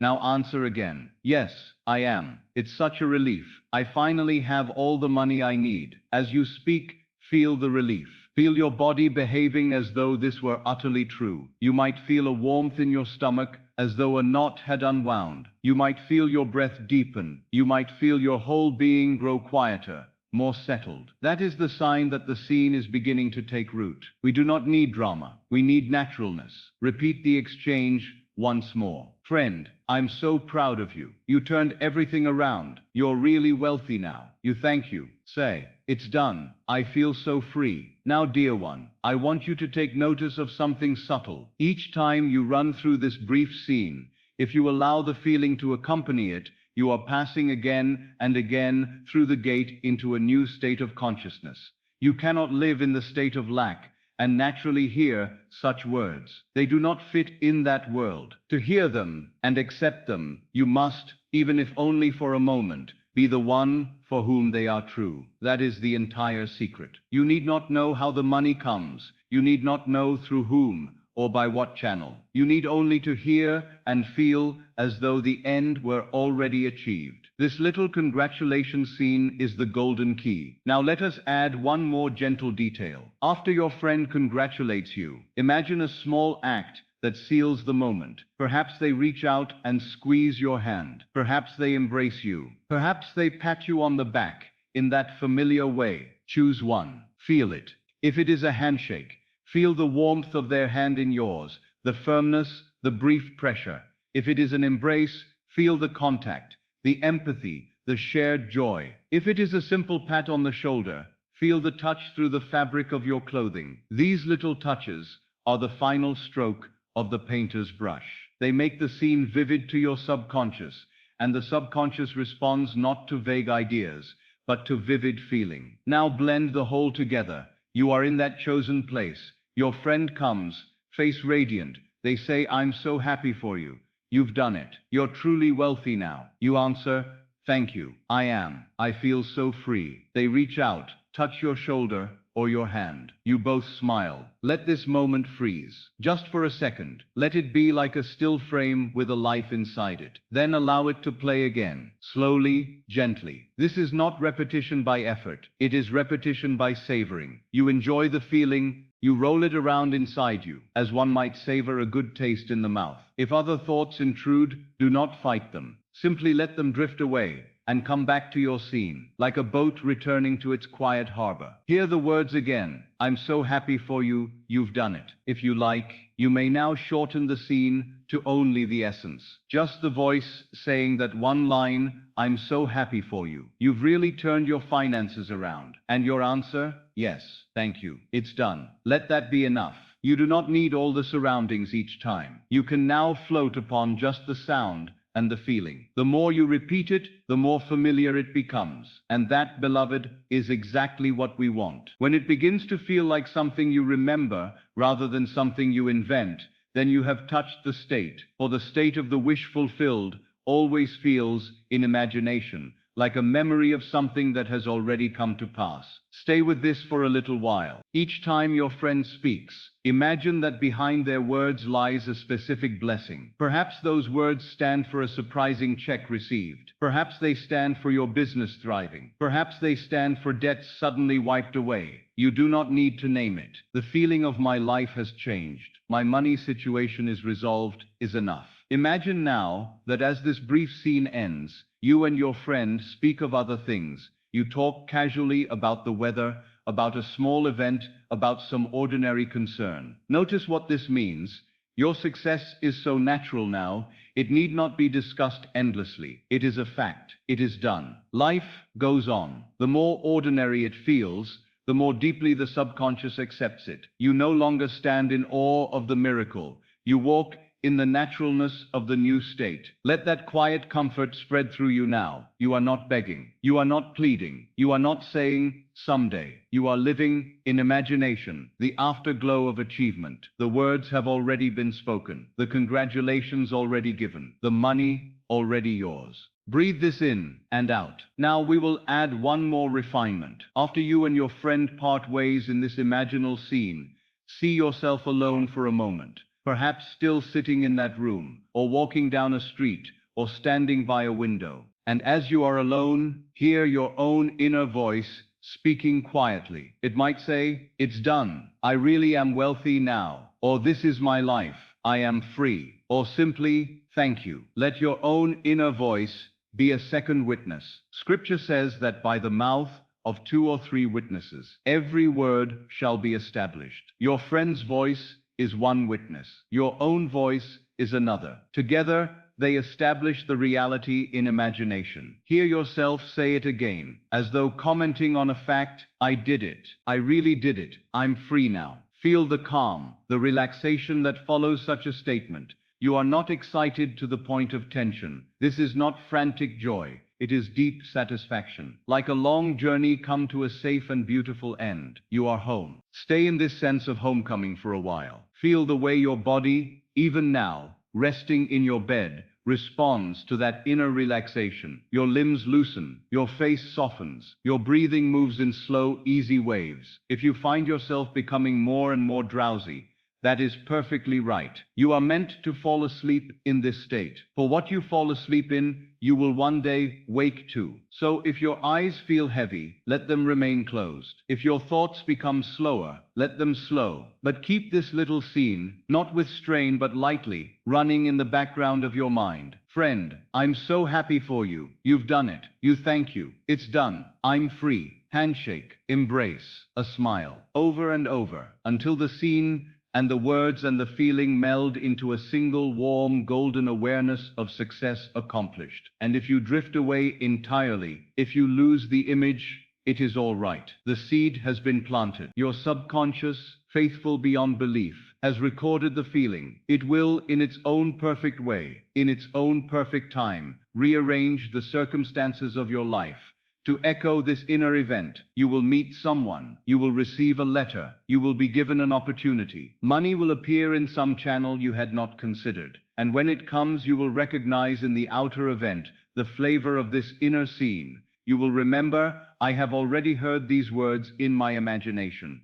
I have already felt this relief. This is only the echo. Before we end, let us hear the sentence one last time, with full attention. See the face of your chosen person, full of affection. Hear them say, clearly, slowly, sincerely, I'm so happy for you. You finally have all the money you need. Let that sentence land in you, like a stone falling gently into still water. Feel the ripples of relief spreading through your chest, your stomach, your whole body. Answer quietly, yes, thank you, I do. I have more than enough now. Feel the truth of it, not in the outer world yet, but in this sacred inner world where all reality is born. Then rest. Say nothing more. Let silence cradle you. Your work for tonight is complete. You have heard the words that change your life. You have accepted them. You have felt them. Now the law will do the rest. As you drift into sleep, you may let the scene fade completely, or you may let it repeat until you cross the line into dreaming. Either way, it is done. You have planted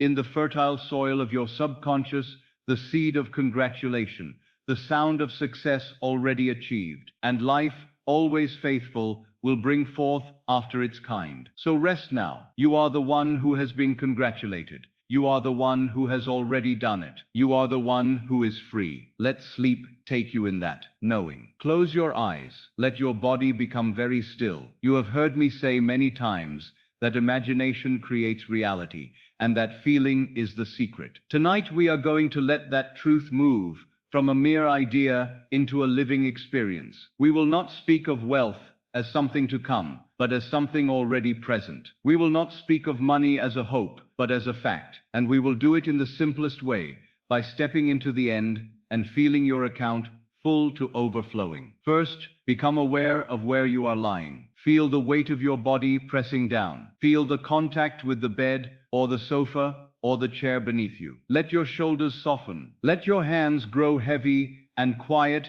at your sides. Let your jaw unclench and the muscles around your eyes loosen. Your breath moves in and out, quietly, steadily. You do not need to control it.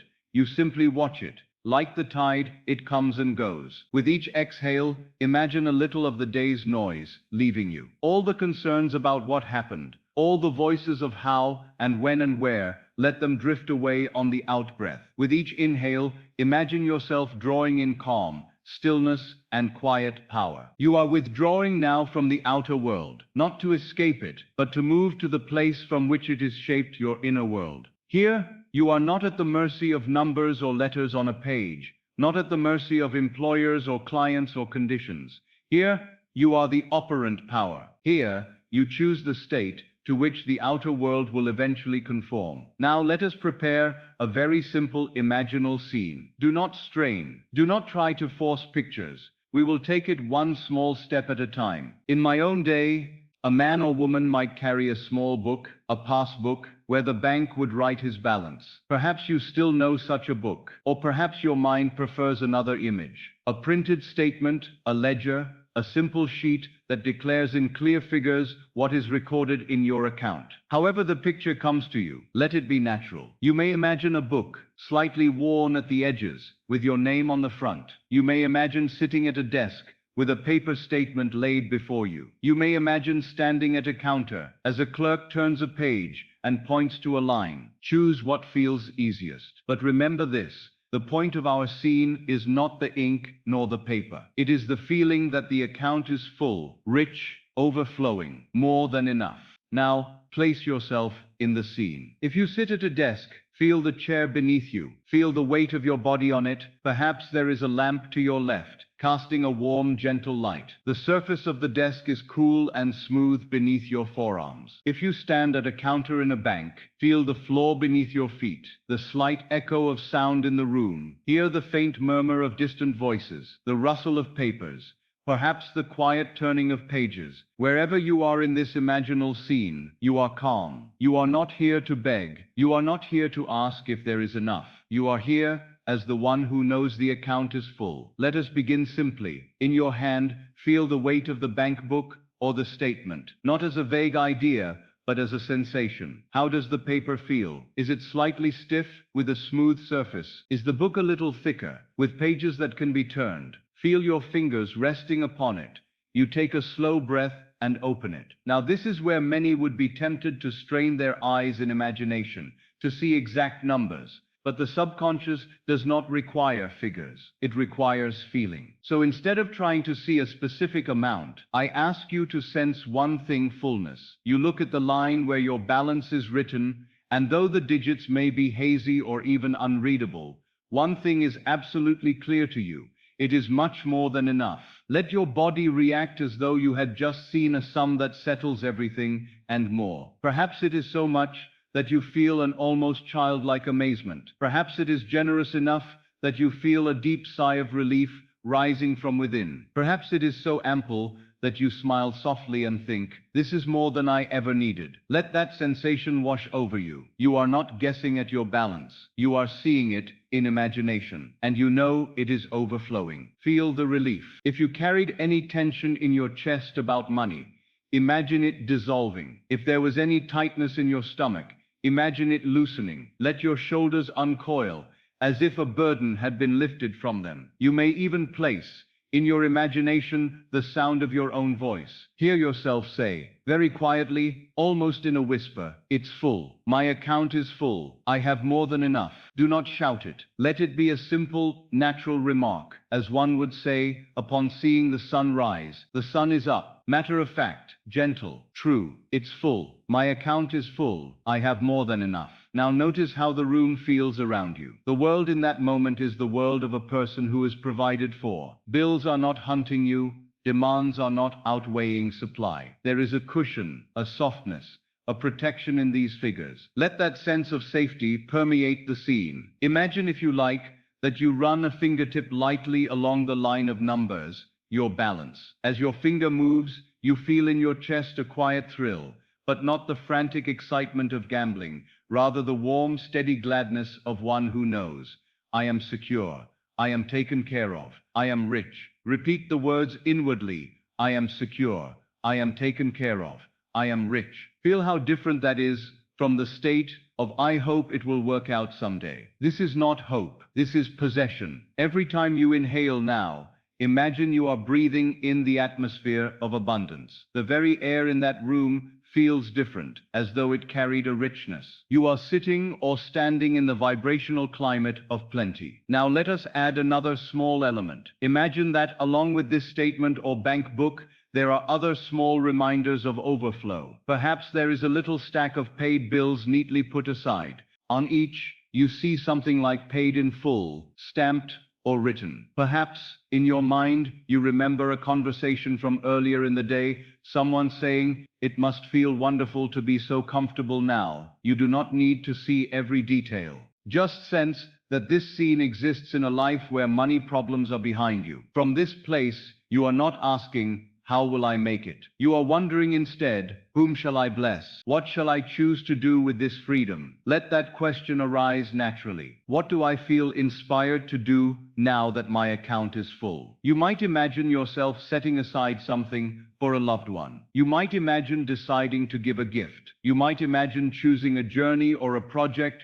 you once dared not even think about. The specific choice is not important. The feeling of choice is. You are not compelled by need. You are guided by desire. Now turn your attention back to the page, the line where your balance is written. Let the numbers blur if they wish. Let them stand still and radiant if they wish. But beneath that detail, hold one dominant knowing: this is overflow. If you try to spend it all on your needs, you would still have more. You are not simply not in debt. You are beyond. You are in abundance. Take a breath, and as you exhale, imagine your body saying, without words, "Ah," a release, a deep, deep release. For so long, you may have carried the inner posture of lack, tight, contracted, braced. Now in this imaginal scene, let your whole posture change. You may even straighten a little in your chair. You may feel your head lift just slightly. You may feel your chest open. This is how wealth sits and stands. It is not arrogance.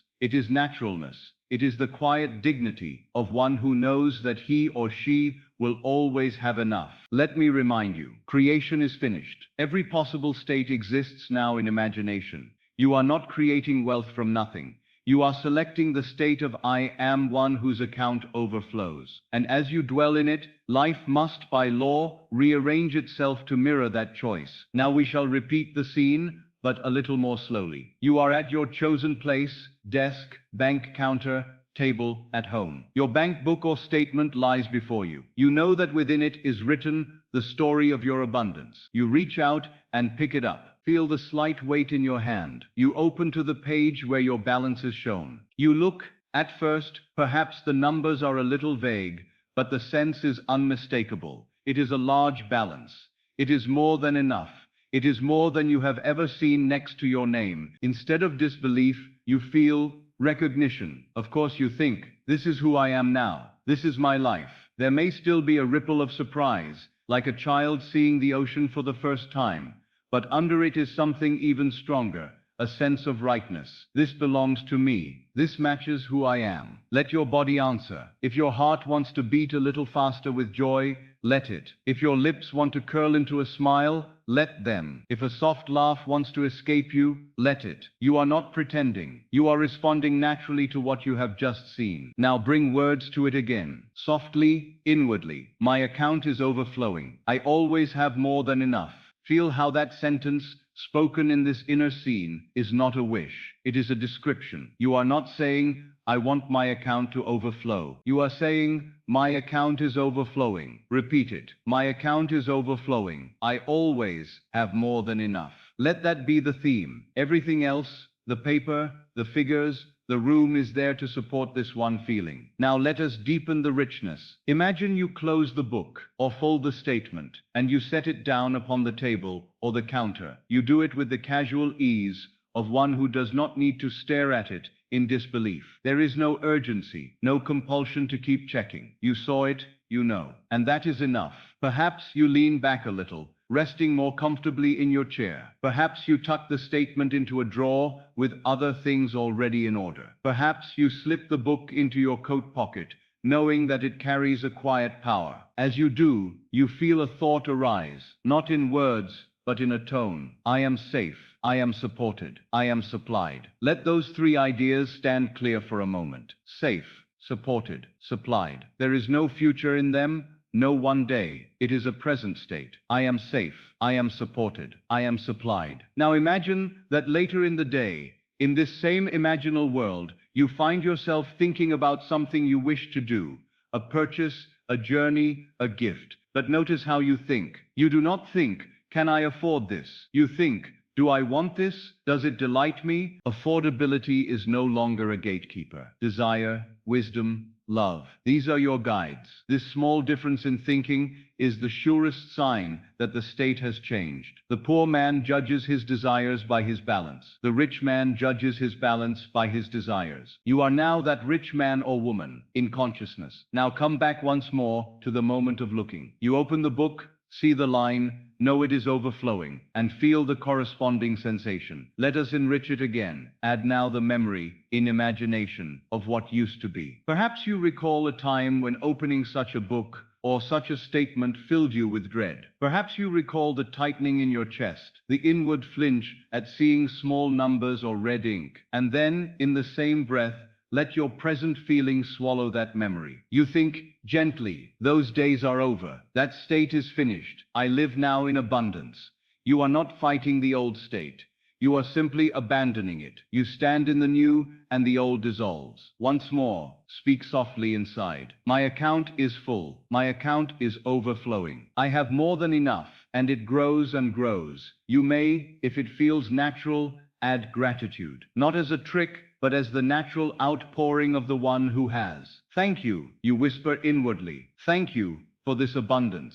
Thank you that I am provided for. Feel the warmth that follows such a thank you. That warmth is the sign that the subconscious is listening. It hears only feeling. Now, allow the scene itself to grow simpler. You need not hold the whole room and every object. You may reduce it to a very small loop. The feeling of your hand holding the book or paper, your eyes falling on the spot where the balance is written, the inner recognition of overflow, the exhale of relief, and the inward words, my account is overflowing. I have more than enough. Let that loop play over and over, gently. Each time, you do not try harder. You simply let it become more familiar. Familiarity is the bridge from imagination to fact. The more natural this becomes in your inner world, the more the outer world is compelled to echo it. If other thoughts intrude, memories of bills, images of lack, do not wrestle with them. Acknowledge them lightly as remnants of an old state. Then turn back again to your little scene of abundance.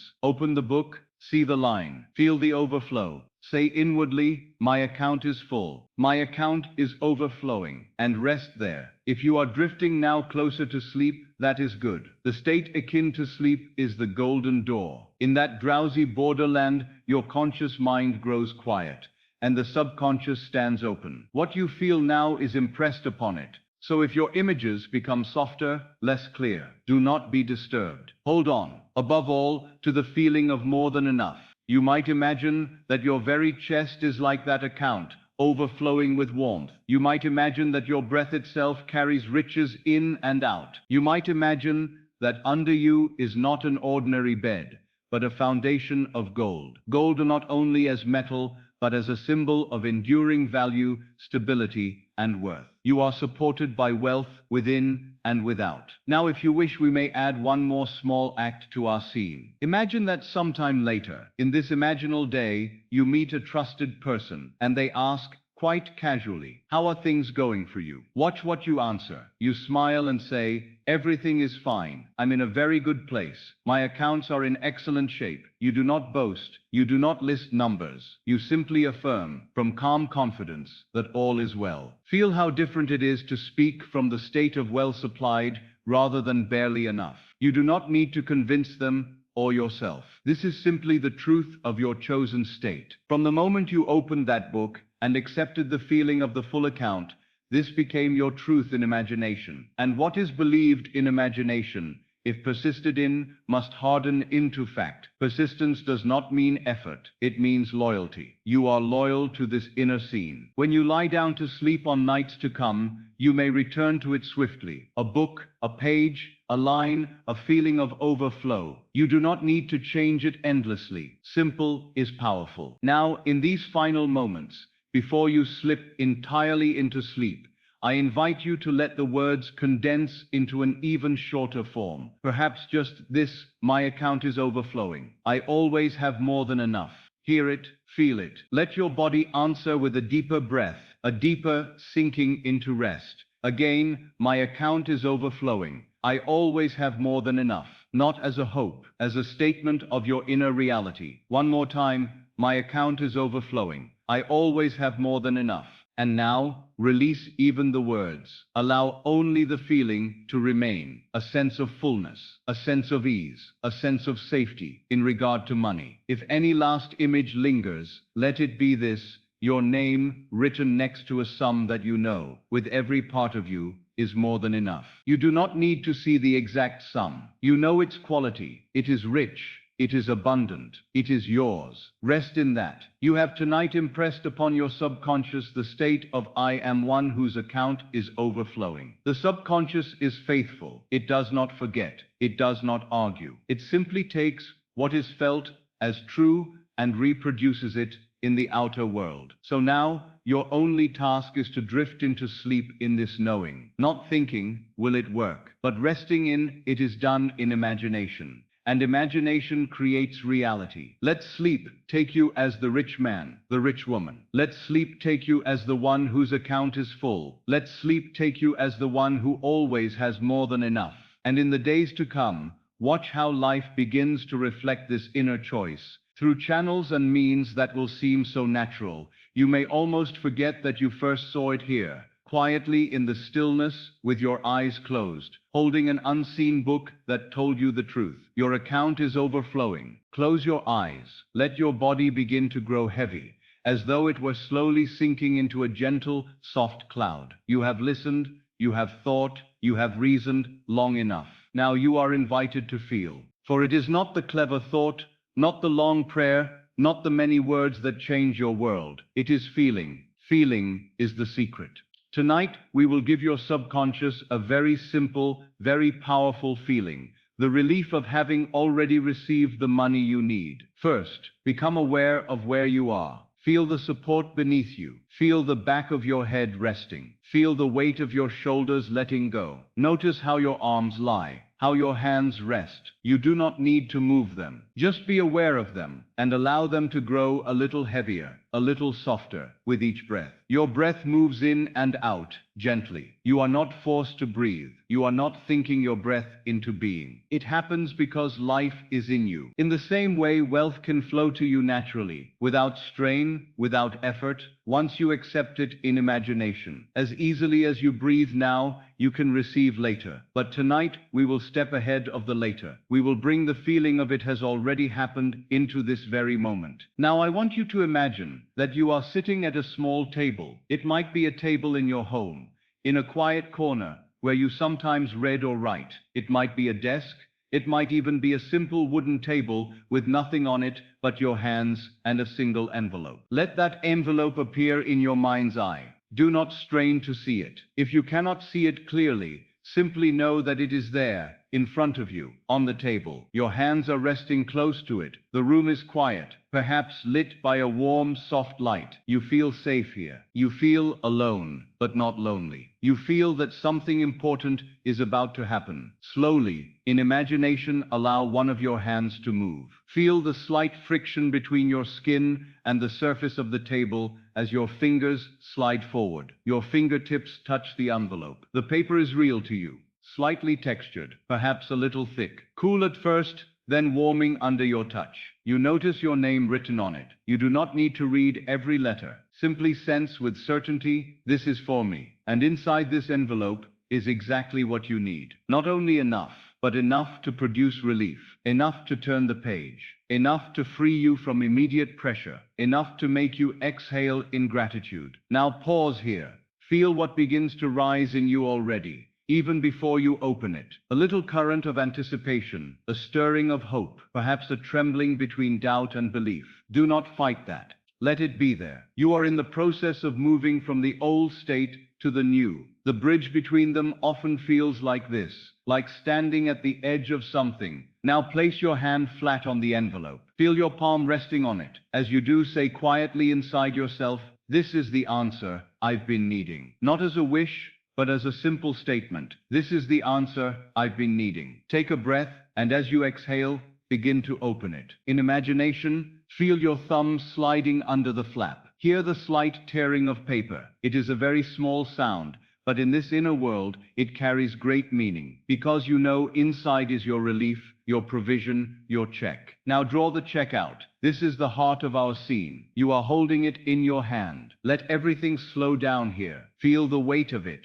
not heavy, but present. Feel the stiffness of the paper between your fingers. Perhaps it has a certain smell of ink and paper. Perhaps you notice a logo in the corner, a line that says pay to the order of, and below it, your name. Do not worry if the details blur. You need only one clear thing. This check is real, and it is yours. Now in imagination, let your eyes fall to the amount. You do not have to write it exactly. You may see the numbers clearly. You may not. That does not matter. What matters is the effect on you. Let the amount be more than enough. Exactly what you needed or more. Feel in your chest the moment you realize. This covers it. This really covers it. Maybe it is a debt that has been pressing on you. Maybe it is a bill that has been haunting your inner eye. Maybe it is a long-awaited purchase or a step toward freedom. Whatever it is, this check covers it fully. Let your body react. Let your shoulders drop a little more. Let your jaw loosen. You might even feel moisture in your eyes, the beginning of a tear, not of sorrow, but of release. For so long, you carried the weight of how. How will it happen? How will I pay? And in this one small rectangle of paper, the question is answered. You do not need to tell the subconscious where it came from. You do not need to dictate the channel. That is not your work. Your work is to feel what it is like when the money has arrived. So watch yourself, in imagination, reading that amount again. You might whisper to yourself, I can't believe this. It's exactly what I needed. Let it be a gentle whisper, full of wonder, but also full of relief. Let out a soft breath, as though a tight cord inside your chest had finally loosened. Now imagine your hand closing around the check. You are not afraid of losing it. You are not afraid it will vanish. You grip it with the gentle firmness of one who knows, this is done. This is mine. Let your fingertips press into the paper. Feel the edge against your skin. You bring the check a little closer to your chest. If you like, you can picture yourself leaning back in the chair, holding it and letting your head fall slightly backward as you close your eyes in the scene. See yourself there, eyes closed, check in hand, body finally at rest. Ask yourself, what does my body feel like now that the money has come? Notice how your breathing changes. It may become deeper, slower. Your stomach loosens. Your brow is no longer furrowed. The inner chatter about money grows quiet. It is as if a panicked crowd in your mind has slowly left the room, and now there is only you, in silence, holding the solution in your hand. Now let us make the relief more precise. Think, in imagination, of one specific burden this check has lifted. Perhaps it is a rent that you were unsure you could meet. Perhaps it is a loan that has overshadowed your thoughts. Perhaps it is a need you scarcely dared to mention to anyone. Bring that one situation to mind, not to awaken old fear, but to feel the contrast. Imagine that old situation standing before you like a dark shadow. Then imagine yourself lifting the check and placing it between you and that shadow. You watch as the shadow loses its power, for you now have the means. You hear yourself say, in a calm, quiet voice, "It's taken care of." Those three words carry immense power. It's taken care of. Feel what they do to your nervous system, to your breath, to your heart, to your posture. You no longer brace yourself against a blow. You allow yourself to soften, to open. You are no longer waiting for the axe to fall. You are resting in the knowledge that what needed to be paid is paid. What needed to be covered is covered. Take that feeling and draw it into your chest. Let it spread out through your shoulders, down your arms, into your hands that hold the check. Now imagine standing up from the table. In this imaginal world,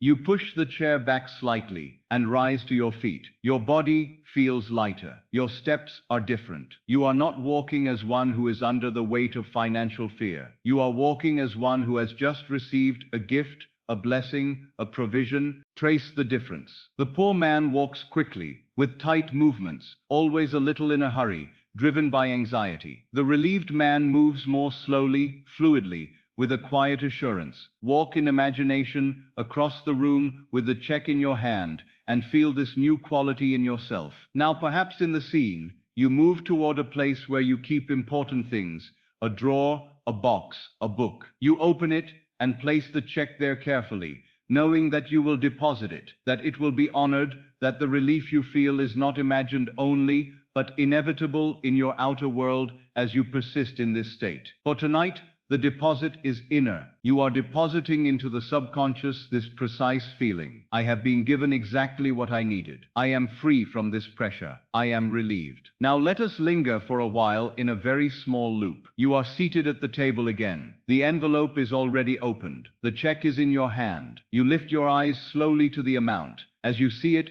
your heart floods with relief. You take a deep breath. You sigh, maybe even laugh. Quietly, you feel your whole body letting go. You whisper, "Thank you, thank you, thank you." Each time we repeat this loop, make it softer, more natural. You are not trying to force belief. You are allowing this to become normal. In time, the feeling of having received will feel as ordinary to you as the old feeling of not enough once did. Now consider this. When someone receives such a check in waking life, their feelings are not gradual and vague. They are clear. So, I ask you gently, what is the first thing you would truly feel if this happened? Is it a sudden rush of gratitude? Is it the desire to sit down in silence and breathe? Is it the urge to tell someone? You won't believe what just happened. Whatever that first impulse may be, let it play out in imagination. Perhaps you imagine yourself placing the check on the table and covering your face with your hands for a moment, not in despair, but in overwhelming relief. You might feel tears on your imagined cheeks. You might hear yourself repeat, "I can't believe it. I can't believe it, but it's here. It's done." Let that be real to you. The subconscious is impressed through vivid, honest feeling, not perfect pictures. Now recall the law of reversibility. If the arrival of money produces relief, then relief felt now will produce the arrival of money. So what we are doing here is not idle fantasy. It is the application of law. You are deliberately generating the very feeling that, in the world of cause and effect, corresponds to receiving funds. You are walking the equation backwards. Receiving money, relief. Therefore, relief, receiving money. Let that deeply assure you. There is no strain in this. You do not have to make anything happen. You have only to feel the relief as fact. Now imagine a little time has passed in the scene. You have had a few moments alone with your gratitude. Now, someone dear to you enters the room, or you meet them shortly afterward. They see your face and say, "You look different. What happened?" And you smile, perhaps holding the check up with your fingers so they can see it. You say, in a voice altered by grace, "It's been taken care of. Look, it's all here. I've received exactly what I needed." Hear their response. It may be, "I'm so happy for you." It may be, "I knew something good was coming your way." It may simply be a heartfelt, "Thank God." Let that exchange happen. Hear their voice. Feel their embrace or their hand on your shoulder. Allow this to deepen your sense that the relief is real. Now return once more to yourself alone. Sit at the table again in your imagination. Place the check before you. Lay your hand on top of it. It is yours. Your name is on it. The amount is sufficient. Everything in your body knows it. You are not in suspense. You are not waiting for an answer. You have already received the answer. From here, let us move deeper into the body. Feel what happens to your lower back. When the tension about money is gone, feel what happens to your neck. The places that held contraction can now relax. You might feel warmth in your chest, as if a small fire of comfort had been lit there. This warm sensation is the physical echo of the inner statement, "I am safe now. I am provided for. I have what I need." Let that warmth spread outward. Down your arms, into your hands that hold the check. Down your torso, into your legs, all the way to your feet. You are letting your entire nervous system drink in the state of having received. Now soften the visual detail once more. You may no longer see the table or the room clearly. Perhaps now all you feel is this: your hand holding a piece of paper, your heart swelling with relief, and the inner knowing, "It's done. I have it. The money has come." If your images fade, hold on to that feeling. For when you finally go over the edge into sleep, the subconscious will not carry pictures. It will carry the state. That state is what tomorrow must echo. Now let us speak the acceptance clearly a few times and then let it sink into silence. Inwardly, say, "I have received the money I needed. I feel such relief." Pause. Feel the words. Do not rush to say them again. Let them sink. Then once more, "I have received the money I needed. I feel such relief. It is taken care of." Again, rest in the feeling that follows. You may notice your body responding, perhaps a deeper breath, a loosening somewhere. Do not interfere. Just notice. Now a third time, with even more gentleness, "I have received the money I needed. I feel such relief. It is taken care of. I am free." Let that last phrase linger. I am free. Free from that specific pressure. Free from that fear. Free from that gnawing question. Feel what it is to walk through your day, in this imaginal world, as someone who no longer carries that burden. When the thought of that old bill or that old need arises, you simply remember, "It's handled. I've received it. I'm free." You do not rehearse panic. You rehearse gratitude. Now I want you to imagine one simple physical act that symbolizes this change. Perhaps you imagine yourself tearing up a notice that once made you afraid, a demand, a threatening letter, and dropping it in the wastebasket, smiling, because you know the check in your hand has rendered it powerless. Perhaps you imagine yourself writing "paid" across the top of something in a bold, confident stroke, and you feel a quiet joy as you do it. Choose one such symbolic action. See yourself do it. Feel the satisfaction in your fingers, in your heart. This is how you signal to the subconscious that the matter is ended. You have revised the scene from fear to relief, from lack to supply.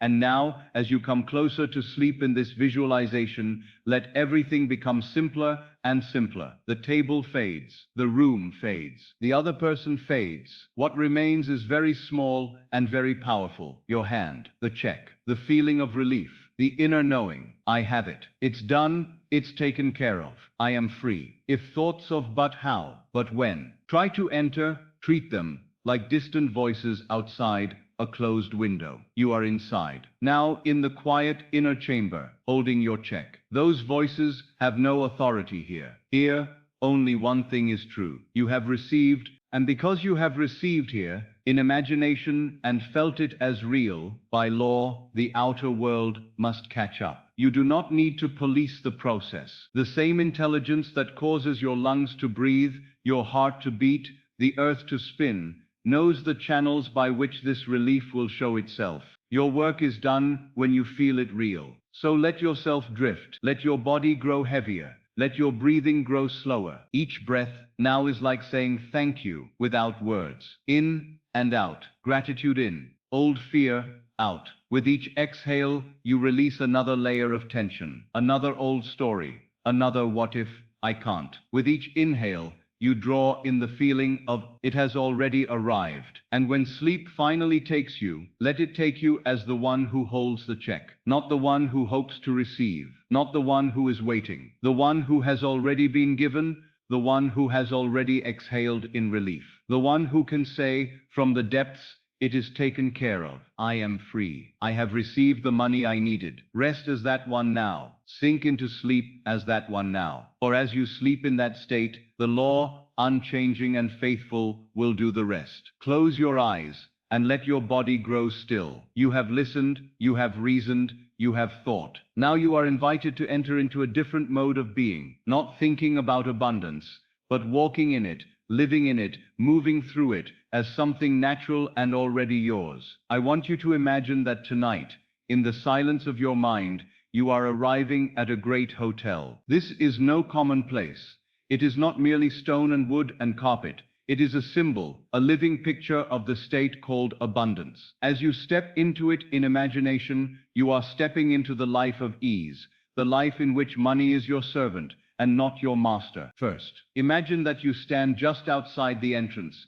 You are under a large canopy that stretches out over the sidewalk. The air around you is gentle, neither too warm nor too cold. There is a sense of quiet order in everything. No rush, no stress, only a soft hum of life moving easily. Before you, you see tall glass doors framed in polished metal. They shine, yet not in a harsh way. They gleam like something well cared for. At your feet, there is a carpet runner, thick, clean, welcoming. Notice what you are wearing. You are not in rags. You are not dressed like someone apologizing for being there. Feel the cloth on your body, perhaps a well-fitted coat, smooth trousers, or a comfortable dress, shoes that support you perfectly. You feel at ease in them, not stiff, not pretending. As you look down at yourself, you feel a quiet thought rise up. I belong here. Now imagine putting one hand on the door. Feel the coolness of the handle, the firmness of it. You are not timid. You do not stand outside wondering if you're allowed to enter. You push gently, and the door swings open as if it had been waiting for you. Step inside.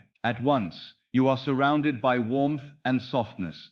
The lighting is gentle, golden, inviting. The floor beneath your feet is smooth stone or polished marble. Hear the faint sound of your steps as you walk forward. Around you, you sense quiet conversation, distant music, the muted sounds of a world that is not rushed, not desperate. Let your eyes, in imagination, travel around the lobby. You see high ceilings, perhaps with painted panels or subtle designs. You see columns, tall and elegant. You see comfortable chairs and sofas arranged in small islands where people sit at ease, reading, speaking softly, simply being. Take a moment to feel what kind of people are here. Not their names, not their stories, but their state. They are not worrying about their next meal. They are not calculating every coin. They sit with an air of enough. Enough time, enough money, enough space, enough comfort. And you are among them, not as a stranger, not as a servant, but as one of them. Walk slowly toward the reception desk. Notice how your body moves. There is no hurry in your steps, no tightness in your chest. You are not approaching as a beggar, asking if they have room for you. You are arriving as a welcomed guest. The reception desk is broad and beautifully made. Behind it stands a clerk, neatly dressed, composed, kind. As you approach, they look up and smile, as though they recognize you. There is no hint of suspicion in their eyes, no question of whether you belong. Hear yourself. Greet them with a simple, calm, good evening. Feel how natural your own voice sounds. No tremor, no apology, just quiet confidence. The clerk responds, perhaps saying, "Good evening, sir," or "Good evening, madam." And then, without you fumbling or struggling, they say something like, "We've been expecting you. Your suite is ready." Let those words sink in. We've been expecting you. Your suite is ready. This is not a place you are trying to earn entry to. It is a place that has been prepared for you. It is your state of abundance, ready and waiting. They hand you a key. Feel the key in your hand, a small, solid thing, perhaps with a brass tag, perhaps with your room number etched into it. The weight of it is very real in your palm. This key is more than metal. It is a symbol. You hold in your hand the right to open the doors of abundance. Notice how you take it. You are not shocked. You are pleased, grateful, but there is a quiet feeling as if this is fitting, proper, as if some deep part of you always knew you had a right to this. The clerk gives you directions. Take the lift to the top floor. Turn left. Your suite is at the end of the corridor. You thank them with calm politeness and turn away. Now walk slowly across the lobby. Notice again what it feels like to move here. The carpet under your shoes becomes softer as you leave the stone or marble. Colorful rugs, deep and thick, catch your steps. Your body feels supported, held. There is nothing harsh here. Look around as you walk. You see fresh flowers arranged in tall vases, abundance of beauty and fragrance. You see gentle lamps casting a warm glow, abundance of light. You see staff moving quietly, smoothly, attending to details that you do not have to think about, abundance of service. Everything in this place says the same word, in a different language. Enough. More than enough. You reach the lift. The doors slide open for you. You step inside. Within this small space, you feel the quiet hum of motion as you rise. Watch the numbers change above the door. With each floor you pass, imagine that you are leaving behind old notions of lack, of struggle, of barely enough. As the lift rises, say inwardly to yourself, I am rising into a new state. I am rising into abundance. I am rising into a life of ease. The lift comes to a gentle stop. The doors open. You step out onto a thick, soft carpet. The corridor is quiet, well lit, peaceful. On the walls, you see art, perhaps landscapes, perhaps abstract forms, each one a reminder of creativity, of richness of expression. Begin to walk down the corridor toward your suite. Your steps are slow and unhurried. With each step, imagine you are walking deeper into your wealthy identity. Your posture is straight, yet relaxed. Your chin is neither high with pride nor bent with shame. It is the bearing of one who is at home in good things. Now you come to your door. You recognize the number, though it may have no special meaning in the outer world. Here, it feels right. This is your door. On the small plaque beside it, you may imagine your name, or you may simply know inwardly, this is mine. Hold the key in your fingers. Feel the metal again. You are about to unlock not merely a room, but a way of living. Slide the key into the lock. Feel the slight resistance, and then the smooth turn as it yields. Hear the soft click as the lock opens. Place your hand on the door handle and gently push. The door swings inward. Pause for a moment on the threshold. Let yourself feel that quiet, sweet sensation that comes whenever you cross into a place that is yours. A bedroom, a home, a study. That sense of I can exhale here, I can rest here, I am allowed to be here. Now step inside. The door closes softly behind you. You are in your suite, the symbol of your abundant life. Let your inner eyes adjust slowly. There is a gentle, warm light coming from several sources. Lamps on tables, perhaps a chandelier, maybe a soft glow from behind curtains. The room is spacious. There is no cramped feeling, no clutter. Look around. To one side, you see a large bed, inviting, with clean linen, pillows arranged with care. To another side, you see a sitting area, comfortable chairs, perhaps a small sofa, a low table. On that table, there might be a bowl of fresh fruit, a small vase of flowers, a carafe of water, or something else to refresh you. Near the window, you see heavy curtains drawn back, revealing a view, perhaps the lights of a city at night, perhaps a quiet garden, perhaps the sea. Whatever you see, the feeling is the same: spaciousness, openness, beauty. Pause and simply stand in the center of the room. Let your body feel what it is to be in such a space that serves you. You did not have to scrub these floors. You did not have to wash these sheets. You did not have to prepare these fruits. Others have made everything ready for your rest and enjoyment. This is what abundance does. It simplifies the outward tasks so that the inward life can expand. Now walk slowly to the bed. Place your hand upon it. Feel the softness of the cover, the firmness of the mattress beneath. You know that when you lie down here, your body will be held, supported, cradled in comfort. You do not wonder whether it will be enough. You know it.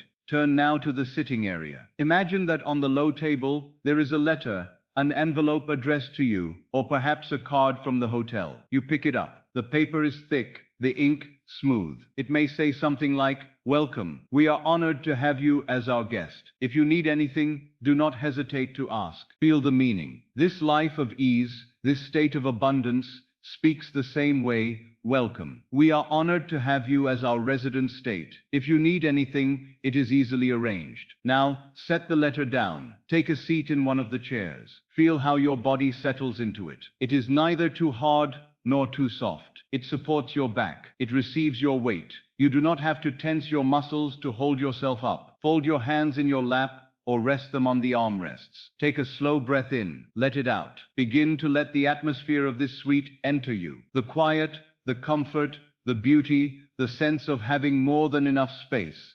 Let these things creep into the way you breathe, into the way you sit. You are not in a narrow space of survival. You are in a wide place of plenty. Now imagine that on a small side table, there is a folded piece of paper, perhaps the statement for your stay, or perhaps a summary of what is included with your suite. You pick it up and glance at it. To your gentle surprise, it says something like, "All expenses covered. This stay has been fully taken care of." Let those words echo within you, not only about the room, but about your life. All expenses covered. This stay has been fully taken care of. Feel the meaning. Your needs are met.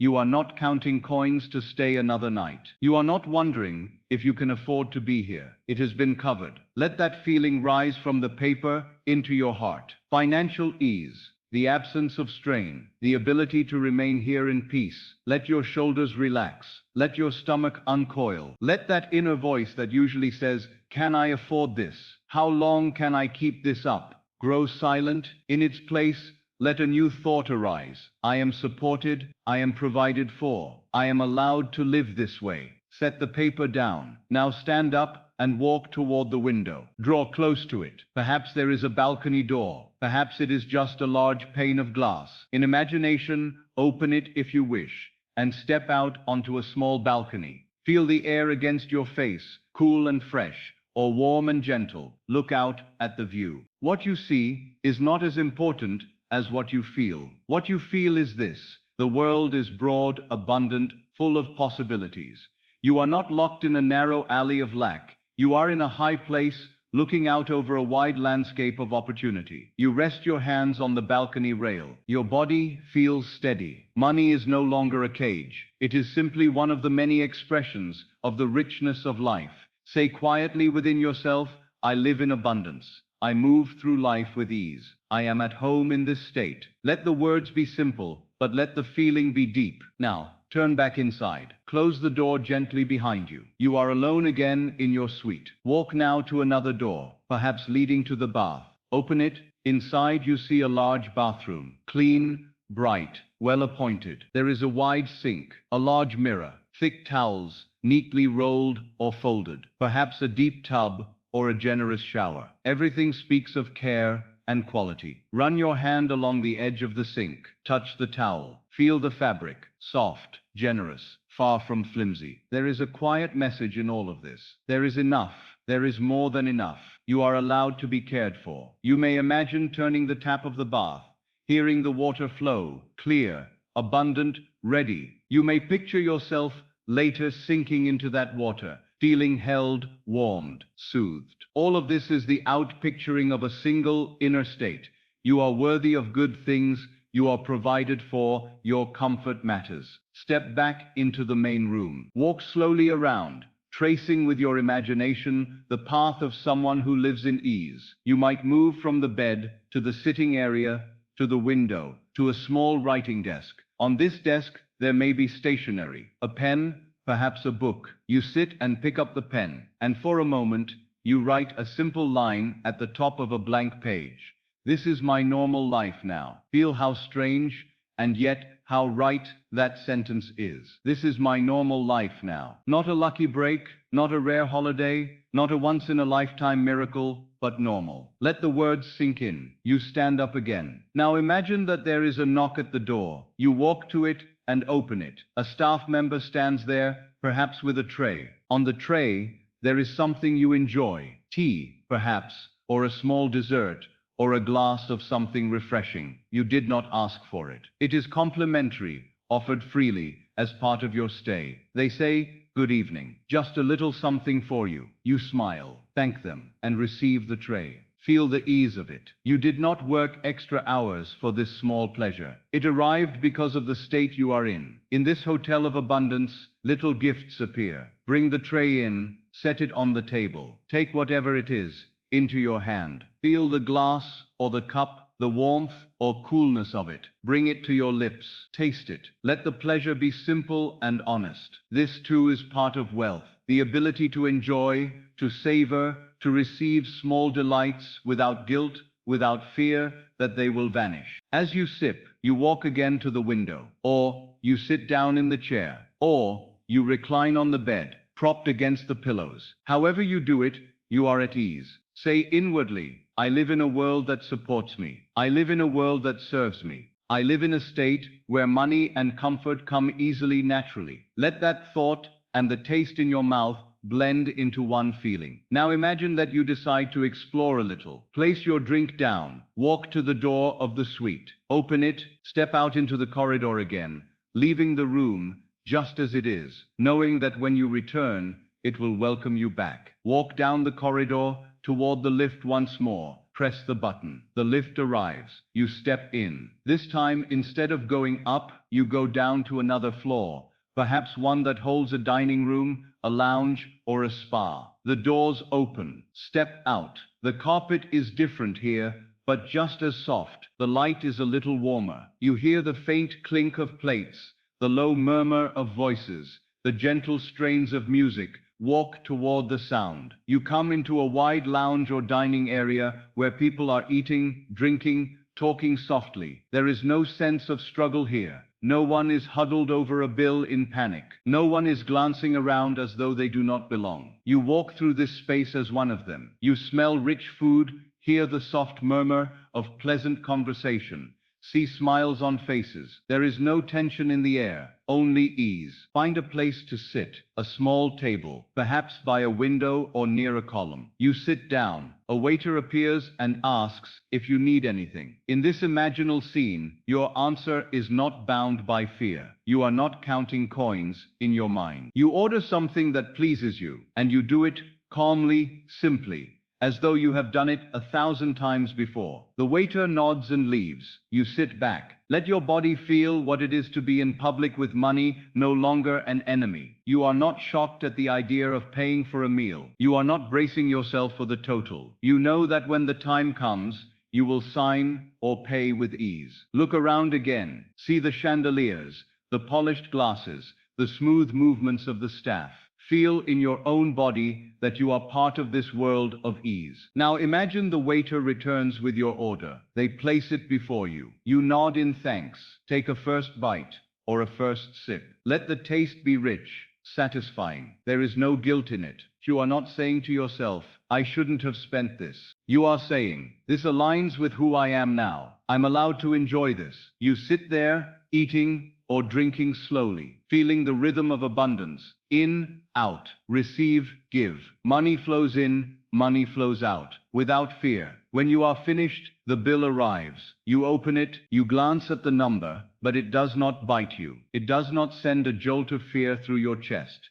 You simply acknowledge it reach into your pocket and pay. In imagination, feel your fingers finding what they need, with no frantic searching. You place the correct amount, perhaps with a tip added generously. You sign, or you hand the money over, and you do not cling to it. You feel that as it flows out, more flows in. This is how rivers move. This is how abundance works. You stand up from the table. You walk again through the lounge, past the soft music and the flickering candles, back toward the lift. You press the button. The doors open. You step inside. You return to your floor, to your suite. Each time you move between these spaces, the lobby, the lift, the corridor, the suite, you are moving through different rooms of one single house, your wealthy state. Nothing in you feels like an intruder. You have begun to accept, this is how I live now. The lift door opens. You step out, walk down the corridor, reach your door, and use the key again. This time, the act is familiar. You are getting used to abundance. The lock turns easily, and you enter. Your suite is just as you left it, perhaps with the bed turned down, the lights softened, a small chocolate on the pillow. Even the details have been cared for. Walk toward the bed. Sit on the edge of it. Place your feet flat on the floor. Feel the steady ground beneath you. Look around one more time. The fresh linens, the curtains, the small table with fruit or flowers, the soft chair, the bathroom door, silently promising warmth and cleanliness. Let the impression come over you like a wave. Everything around me supports my ease. Everything here exists to give me rest, comfort, and beauty. Now lie back slowly on the bed. Feel the mattress receiving your weight. Let your head settle into the pillow. Let your arms rest by your sides, or gently folded. Your eyes are closed, and yet you still sense the room around you. You know that beyond the walls, there is a lobby, a dining room, staff moving quietly, lamps glowing, doors opening and closing. You are at the center of a whole structure built to serve you. And this is the truth of your inner world. Your imagination is the grand hotel, and every part of your life is a room in it. When you assume the state of wealth, the whole structure of your experience rearranges itself to serve that state. People, circumstances, opportunities become like the staff and rooms of this hotel, quietly working on your behalf. As you lie there, feel the bed beneath you, but also feel the abstract bed beneath that, the state of abundance holding you. Say quietly inside yourself, I live in abundance. I move through life in ease. I am always taken care of. This is my normal. Let that feeling sink from your mind down into your chest, into your belly, into your limbs. Let it become less and less about words, more and more about a settled knowing. In this moment, your outer life may not yet match this hotel. Your bank account, your surroundings, may still echo old assumptions, but in the inner world, which is the only true cause, you have checked into the abundance hotel. You have walked its halls. You have slept in its rooms. You have eaten at its tables. You have paid with ease. You have been served without strain. And what you do here, in this inner world, is what the outer must eventually reproduce. So as you breathe now, slowly and quietly,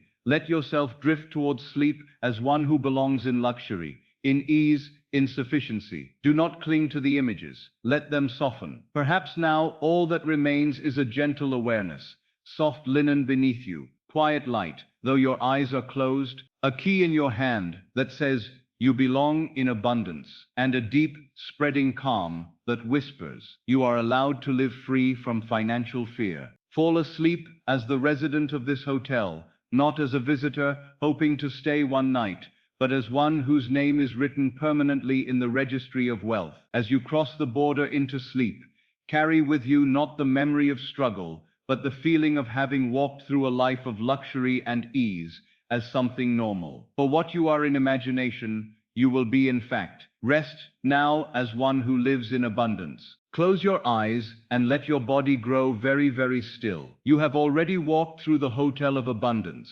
Now I invite you to take another journey. Not by ship, not by train, not by aeroplane in the outer world, but by the only vehicle that truly matters, your imagination. Tonight you will travel as the wealthy self, not the self that hopes one day to afford a ticket, not the self that counts every coin at the station, but the self for whom travel is natural, effortless, a simple extension of a rich inner life. First, I want you to imagine that you are waking very early in the morning. You are at home, but it is not the cramped home of lack. It is a peaceful, ordered space. The room is quiet. There is no heavy fog of worry pressing on your chest. The light that comes through the window is soft and gentle, a prelude to the day. You sit up in bed, and for a moment, you simply feel how rested you are. No alarm jars you into panic. No urgent thought of, how will I pay for this day, arises. You know deep in your being that everything concerning this journey has been taken care of. You swing your legs over the side of the bed, and your feet meet the floor, a floor that is clean, warm, solid. You stand, stretch your body, and feel that lightness that belongs to someone whose affairs are in order. You dress without hurry. The clothes you put on are not extravagant just for the sake of display, but they are of good quality, well made, comfortable, and fitting. As you button your shirt or straighten your jacket, you notice something important. You do not feel out of place in good things. You are beginning to accept that this is your level. Walk with me now into the small hall where your luggage waits. There, standing ready by the door, is your suitcase. Not a bag stuffed in panic, but a well-packed case, closed and secure. You place your hand on the handle and feel the firmness of it. It rolls or carries easily. It is neither too heavy nor too light. It contains exactly what you need, prepared ahead of time. You did not have to scramble to get ready, because the wealthy self lives in order, not in chaos. As you take up the handle, feel what that means. You are prepared. You are not chasing life. You are moving with it, calmly, confidently. Now imagine stepping out into the morning air. Perhaps a car is waiting for you at the curb. Perhaps you walk a short distance to a carriage or a cab. However you arrive, feel this. You are not running late. You are not sweating with fear of missing your journey. You have enough time. Time itself seems to stretch and support you. You sit in the car. The seat beneath you is comfortable. The vehicle moves smoothly. Outside the window, you see the world waking up, streets, trees, lamps, fading into daylight. As the car rolls toward the place of departure, the station, the port, or the aerodrome, you feel a pleasant anticipation, not mixed with dread, but filled with quiet excitement. You say inwardly, I am traveling as my wealthy self. This is what I do. This is how I live. Notice your body. Your jaw is not clenched. Your shoulders are not tight. Your breath is not shallow. Instead, there is a slow, deep rhythm to your breathing, the rhythm of one who is at home in movement, at home in transition. Now imagine that you arrive.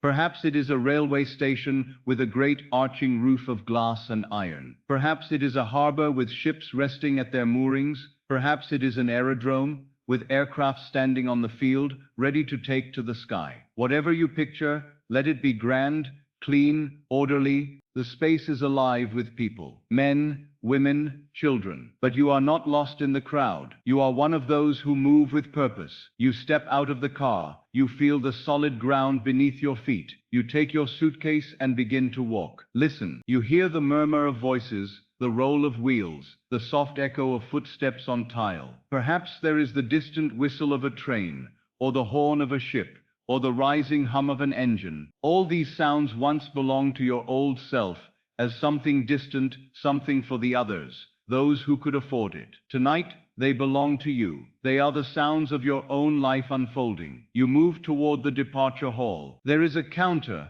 a desk, a window, where tickets are issued or verified. You stand in line for a moment, but it is not the line of desperation. You are not wondering, can I pay for this? You are simply waiting your turn, knowing the way has already been prepared. When your turn comes, step forward. Place your ticket or your documents on the counter. Feel the ease with which you do it. Your hand is steady. Your voice is calm as you say, good morning or good evening, depending on the journey you are imagining. The clerk behind the counter looks at your papers, checks a few details, stamps or marks something, and then looks up with a professional smile. Everything is in order, they say. Enjoy your journey. Let those words sink into you. Everything is in order. Enjoy your journey. This is the voice of your world. When you assume the wealthy state, that is what life says to you. Everything is in order. Enjoy the journey. You take back your documents, and there is no shock in you, at the cost, no tightness at the thought of it. This is all prearranged, prepaid, woven into the fabric of your abundant life. You pass now into the waiting area. You sit for a moment, perhaps on a wooden bench, polished by years of travelers, or in a soft chair in a quiet lounge. Listen to the announcements. See the names of distant cities painted on boards or printed on screens. Feel what your old self would have felt: longing, envy, the ache of someday. And now feel what your wealthy self feels: completion. You are among the travelers. You are not dreaming about it from far away. You are included. Inwardly say, I travel because I am rich in consciousness. This movement is just the shadow of my inner state. Now the boarding begins. Perhaps you walk along a platform beside a long coach, its windows shining. Perhaps you cross a gangway onto a ship. Perhaps you stroll toward a waiting aircraft, climbing a staircase into its cabin. As you walk, notice that there is no rush in your step. Your place is secure. No one is going to take your seat. You are not in a fight for space. You are moving towards something that already belongs to you. Enter now. If you choose a train, feel the slight sway as you climb the step, the cool of the metal handrail, the narrow corridor that opens into compartments or open carriages. If you choose a ship, feel the boards beneath your feet and the gentle hint of the sea. If you choose an aircraft, feel the narrow doorway, the hush of the cabin, the rows of seats. You move to your place. In your wealthy self, you choose comfort. You do not squeeze yourself into the tightest, cheapest corner. You sit where there is space for your legs, where the seat is broader, where you are treated as a valued guest, not a burden. Perhaps it is a first-class carriage, with soft seats and quiet surroundings. Perhaps it is a cabin on a ship, with a bed, a small desk, a private space. Perhaps it is a spacious seat aboard an aircraft, with extra room, attentive service. Find your seat in imagination. Sit down. Feel the upholstery beneath you, fabric or leather, firm yet yielding. Let your body settle into it. You place your bag in a rack overhead or beside you. You know that everything you need is within reach. Around you, other passengers are settling in, but you do not envy them, nor do you compare yourself with them. You are at peace in your place. Now imagine the moment when the journey begins. The train gives a small lurch and begins to roll, the platform slowly sliding away, the station roof gliding past overhead. The ship's horn sounds, the ropes are cast off, and you feel the slow, majestic pull as it moves out to sea. The aircraft's engines rise in power, and you feel the smooth pressure as it gathers speed and leaves the earth. In each case, the message is the same. You are being carried. You are not pushing this enormous machine with your own strength. You have taken your seat, you have assumed your state, and now the power outside you moves you forward. This is how wealth works when rightly understood. It carries you. Bridges of incidents form, doors open, paths appear. You, having assumed the state, are simply moved along. Feel now the rhythm of the journey. If you are on a train,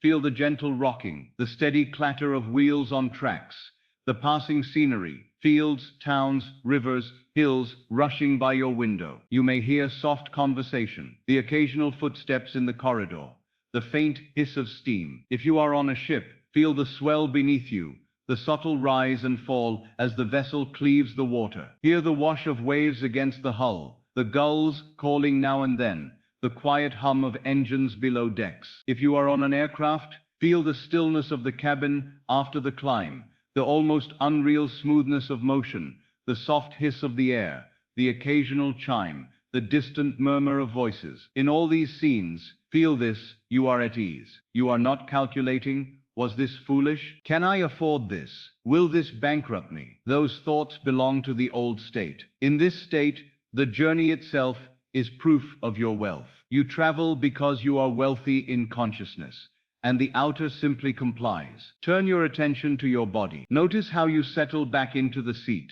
perhaps slightly reclining. You might rest your head, close your eyes for a few moments, or look out the window. Your hands are relaxed, resting in your lap or on the armrests, not gripping anything in fear. Your shoulders are loose. Your breath comes slowly. You are not rushing anywhere. You are being carried. Now I want you to imagine the small acts of service that surround you. On the train, a conductor may come by to look at your ticket. They glance at it, mark it, and move on, satisfied. There is no confrontation, no trouble. You have the right to be there. On the ship, a steward may knock on your cabin door to ask if you need anything, to bring you a drink, a meal, or simply fresh linens. Their manner is respectful, professional. To them, serving you is natural. On the aircraft, a member of the cabin crew may ask if you are comfortable, if you would like a drink, a blanket, or a meal. They lean slightly to hear you. They smile. They move on to bring what you requested. In each case,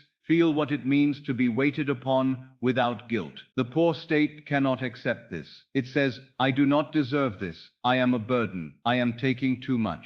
The wealthy state says, this is the natural arrangement. I honor those who serve me, and I allow myself to be served. Let your heart feel gratitude without shame. You are not exploiting anyone. You are allowing the flow of giving and receiving to pass through you. Now imagine yourself eating or drinking something as you travel. It may be a simple, well-prepared meal served on a tray, a cup of tea or coffee in a fine cup, a glass of water, or something else you enjoy. You bring it to your lips.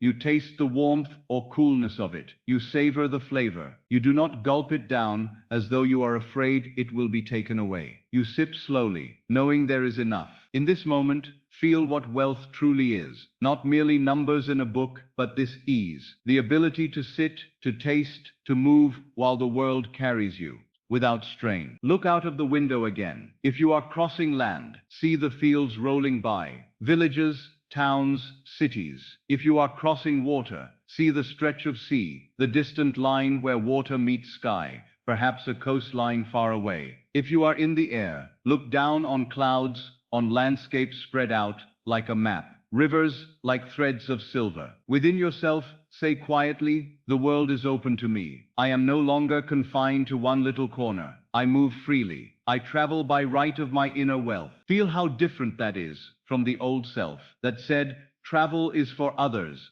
I must stay where I am. I cannot afford to move. This new self knows, I go because my consciousness has expanded.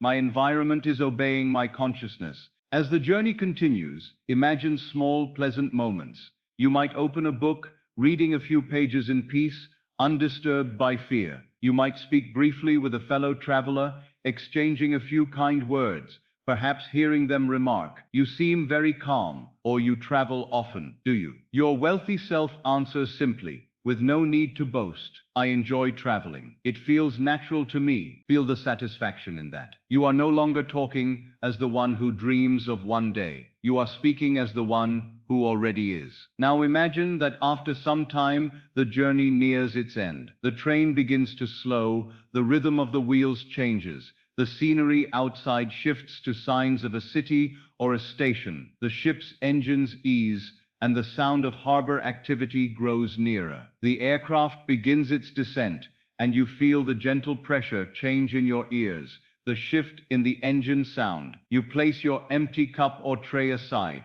You straighten your clothes a little, not from anxiety, but from simple readiness. You know that you are arriving, not as a stranger scrambling to get their bearings, but as a wealthy self stepping into another place as easily as stepping from one room to another. The train glides into the station. The ship eases into its berth.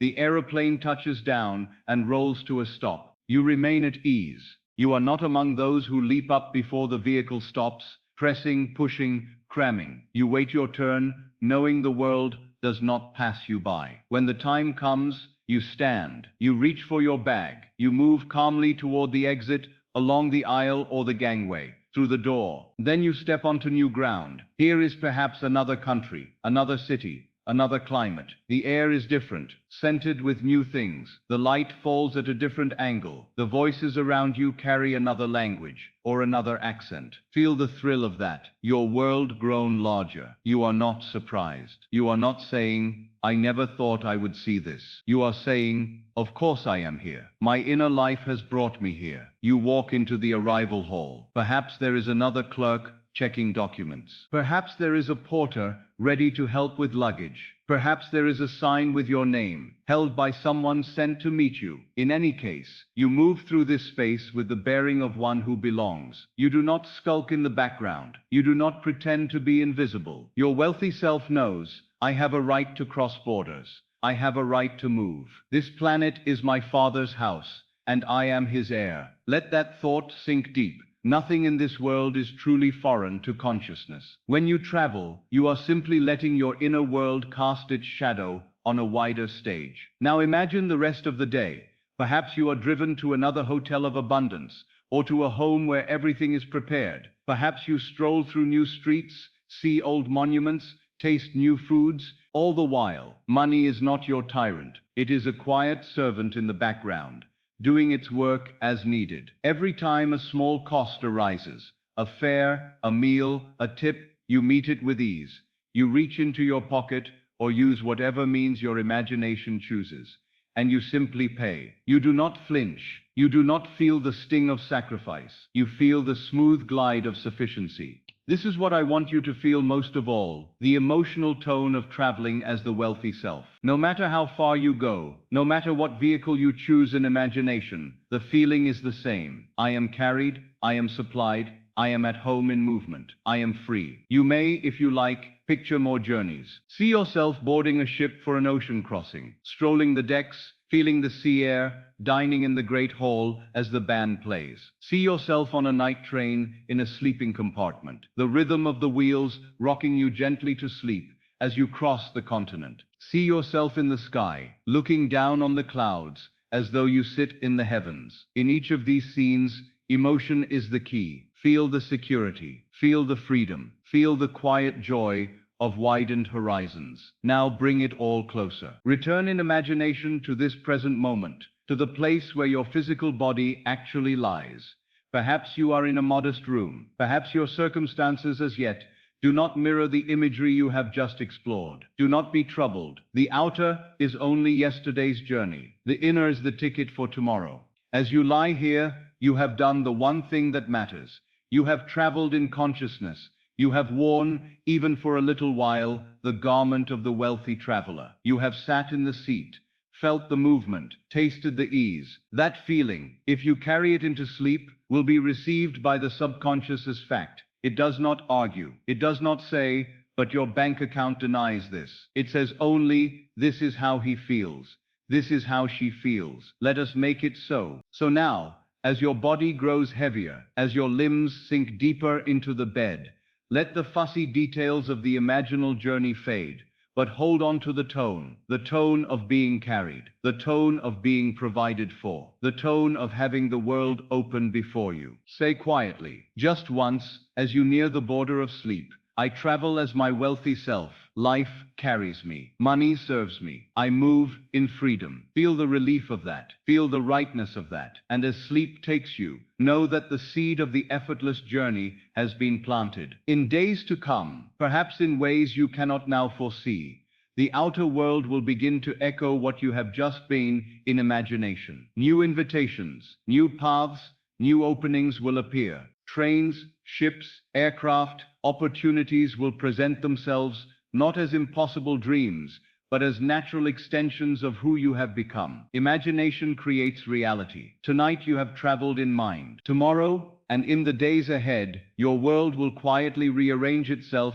to match the state you dared to assume. Rest now as the wealthy traveler. Let the law carry you. Close your eyes and let your body grow still. Feel the surface that holds you now. It may be a simple bed in a simple room, but tonight we are not concerned with what the senses report. Tonight, I invite you into the only dwelling that truly matters, the home you build in imagination, the sanctuary of your rich identity. You have walked with me through journeys of wealth, through hotels of abundance, through scenes of ease. Now we will go deeper. We will give your wealthy self a home, not a house of stone and wood alone, but a living atmosphere, a place where prosperity breathes through every object, every corner, every sound. Take a slow breath in, and as you exhale, allow your muscles to soften. Let your jaw unclench, your shoulders drop, your hands grow loose and open. Feel your chest rise and fall with a gentle, steady rhythm. Let the eyes grow heavy behind the closed lids. The outer room begins to fade,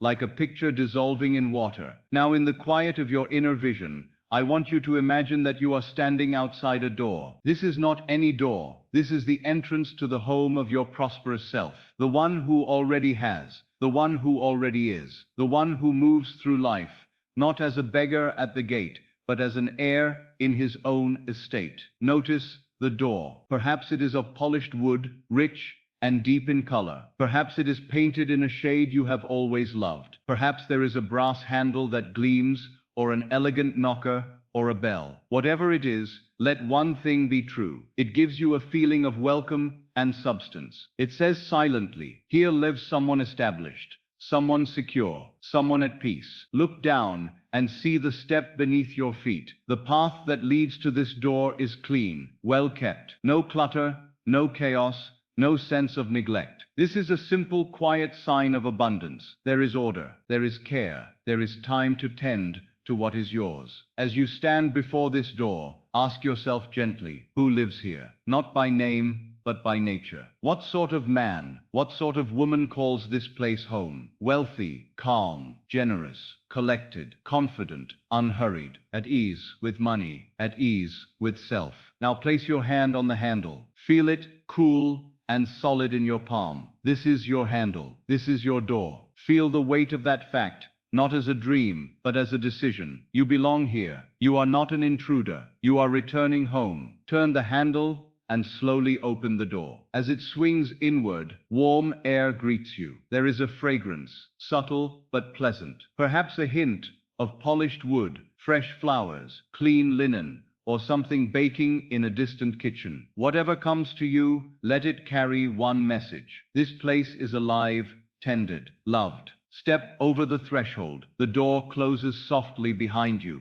with a feeling of safety rather than confinement. You are inside your sanctuary. Pause just inside the entrance. Look around at the entryway, the hall. The floor under your feet is firm, wood, stone, beautiful tiles, or thick carpet. It feels good beneath your shoes, or even your bare feet. There is a small table perhaps, with a bowl or tray for keys. There may be a vase of flowers, a mirror on the wall, a piece of art you truly enjoy. Everything here is simple, sure, intentional. There is no sense of struggle, no assortment of broken things waiting to be repaired. When there is enough money. This home, in imagination, reflects the state of one who is already enough. Now imagine yourself doing something very ordinary. You arrive at the door from the outside world. Perhaps it has been a day of meetings, or a walk through the city, or a journey from another town. You stand once more at that door, touch the handle, and come in. As you enter, notice how your body responds. Your shoulders soften, your breath deepens. A little sigh of relief escapes your lips. You are home, you are in the sphere that answers to your state of prosperity. You set down your belongings. Your coat has a place to hang. Your shoes have a place to rest. You do not toss things in a heap as one fleeing from hardship. You move with quiet, unashamed order. Now walk with me into the main living space. Step down the hall and enter the room where you spend most of your waking hours. See it clearly, or perhaps feel it clearly. Some will see a large room flooded with light, tall windows, perhaps a view of trees, a garden, a quiet street, or a city skyline. Others will feel textures, the softness of a chair, the warmth of a rug, the smoothness of a table. Look around. There is a place to sit, a comfortable chair or sofa, well made, inviting. When your wealthy self rests, he does not collapse in exhaustion. He sits in a way that honors his body. The furniture supports you. It says silently, you are worthy of comfort. There may be shelves with books, volumes that inspire you, instruct you, delight you. There may be a lamp casting a warm, gentle light. On the walls, there may be paintings or photographs you truly love, not chosen because they were cheap, but because they speak to your soul. As you stand in this room, feel its atmosphere. Does it feel cramped, or does it feel spacious, even if small? The wealthy self creates space, not only with square feet, but with order, light, and clarity. There is room to breathe. There is room to think. There is room to invite another in. Imagine yourself sitting in your favorite place in this room. Lower yourself into that chair or onto that sofa. Feel the cushions receiving your weight. Your body relaxes. Perhaps you set a cup of tea or coffee on the table beside you. Perhaps you simply fold your hands in your lap. You look around and you know this is mine. Not mine in the anxious sense of, oh, how will I keep it? But mine in the deep, quiet sense of identity. This is the outer reflection of who I am. Now in one corner of this room, imagine a small, orderly desk, not a pile of chaos, but a clean surface with what you truly need. A lamp, perhaps an ink pen and paper, a ledger, a few letters neatly arranged. This desk is where your prosperous self touches the world of money in conscious awareness. Walk over to that desk. Sit down in the chair before it. On the surface, there is a stack of envelopes, not bills that threaten you, but letters that bring you news of abundance. You take one in your hand. You feel the thickness of the paper. You see your name written in clear script. Open it. Inside, you find a check, a bank draft, a confirmation of funds received, money owed to you, now paid, or money given unexpectedly. The exact amount is less important than the feeling. Let your heart surge gently with gratitude, then settle into an even deeper calm. You say quietly to yourself, of course, money flows to this house. Money flows to this identity. You set the check down, not in panic, but with dignity. Perhaps you place it on a small tray marked for deposit. Perhaps you enter the amount in your ledger. You are not frantic. You are not saying this must last. I cannot lose it. You are saying inwardly, there is more where this came from. This home is aligned with supply. Imagine another letter. This one is not a check, but a notice paid in full. Perhaps it is from a creditor, a service, a previous obligation. You see the words clearly. Your account is settled. Nothing more is required. Feel the wave of relief as it washes through you. Your shoulders drop a little more. Your chest opens. You whisper, thank you. Sense deep within that this is the natural state of this house. Debts do not linger here. They are resolved, cleared, closed. Now step away from the desk. You have touched the symbols of money, but you have done so as a master, not as a slave. Money is a guest in this home, a welcome guest, a frequent guest, but not your God. It moves through, it serves, it obeys. Walk into the kitchen now. Picture how it looks. For some, it will be modern and sleek. For others, warm and traditional. Let the details arrange themselves as you please.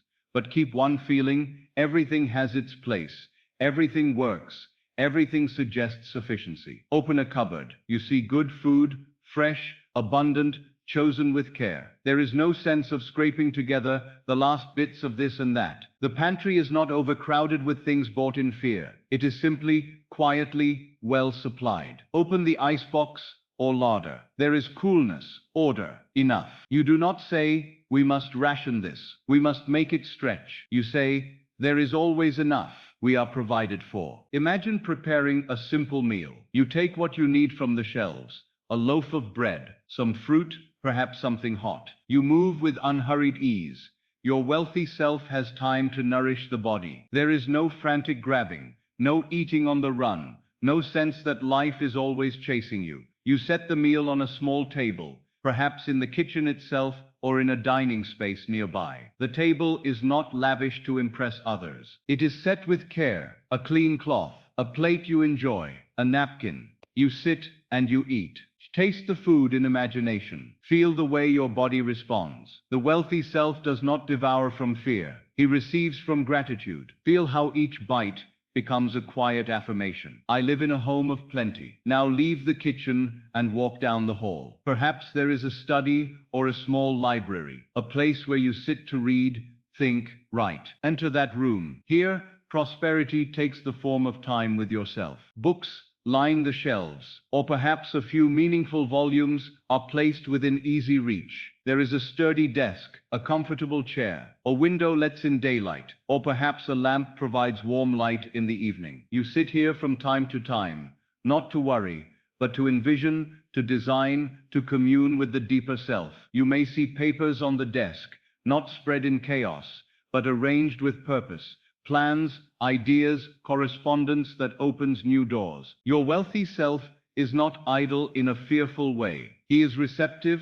creative, guided. This room feels like a quiet engine room of your destiny. Imagine now on one wall of this study a framed statement. It might be a phrase you love, perhaps creation is finished, or assumption though false, when first made, if persisted in, will harden into fact, or simply, I have it now. Whatever it is, see it there, beautifully written or printed, reminding you that this entire house stands on one law. Imagination creates reality. Let that sink in deeply. This home of prosperity is not something you are trying to get.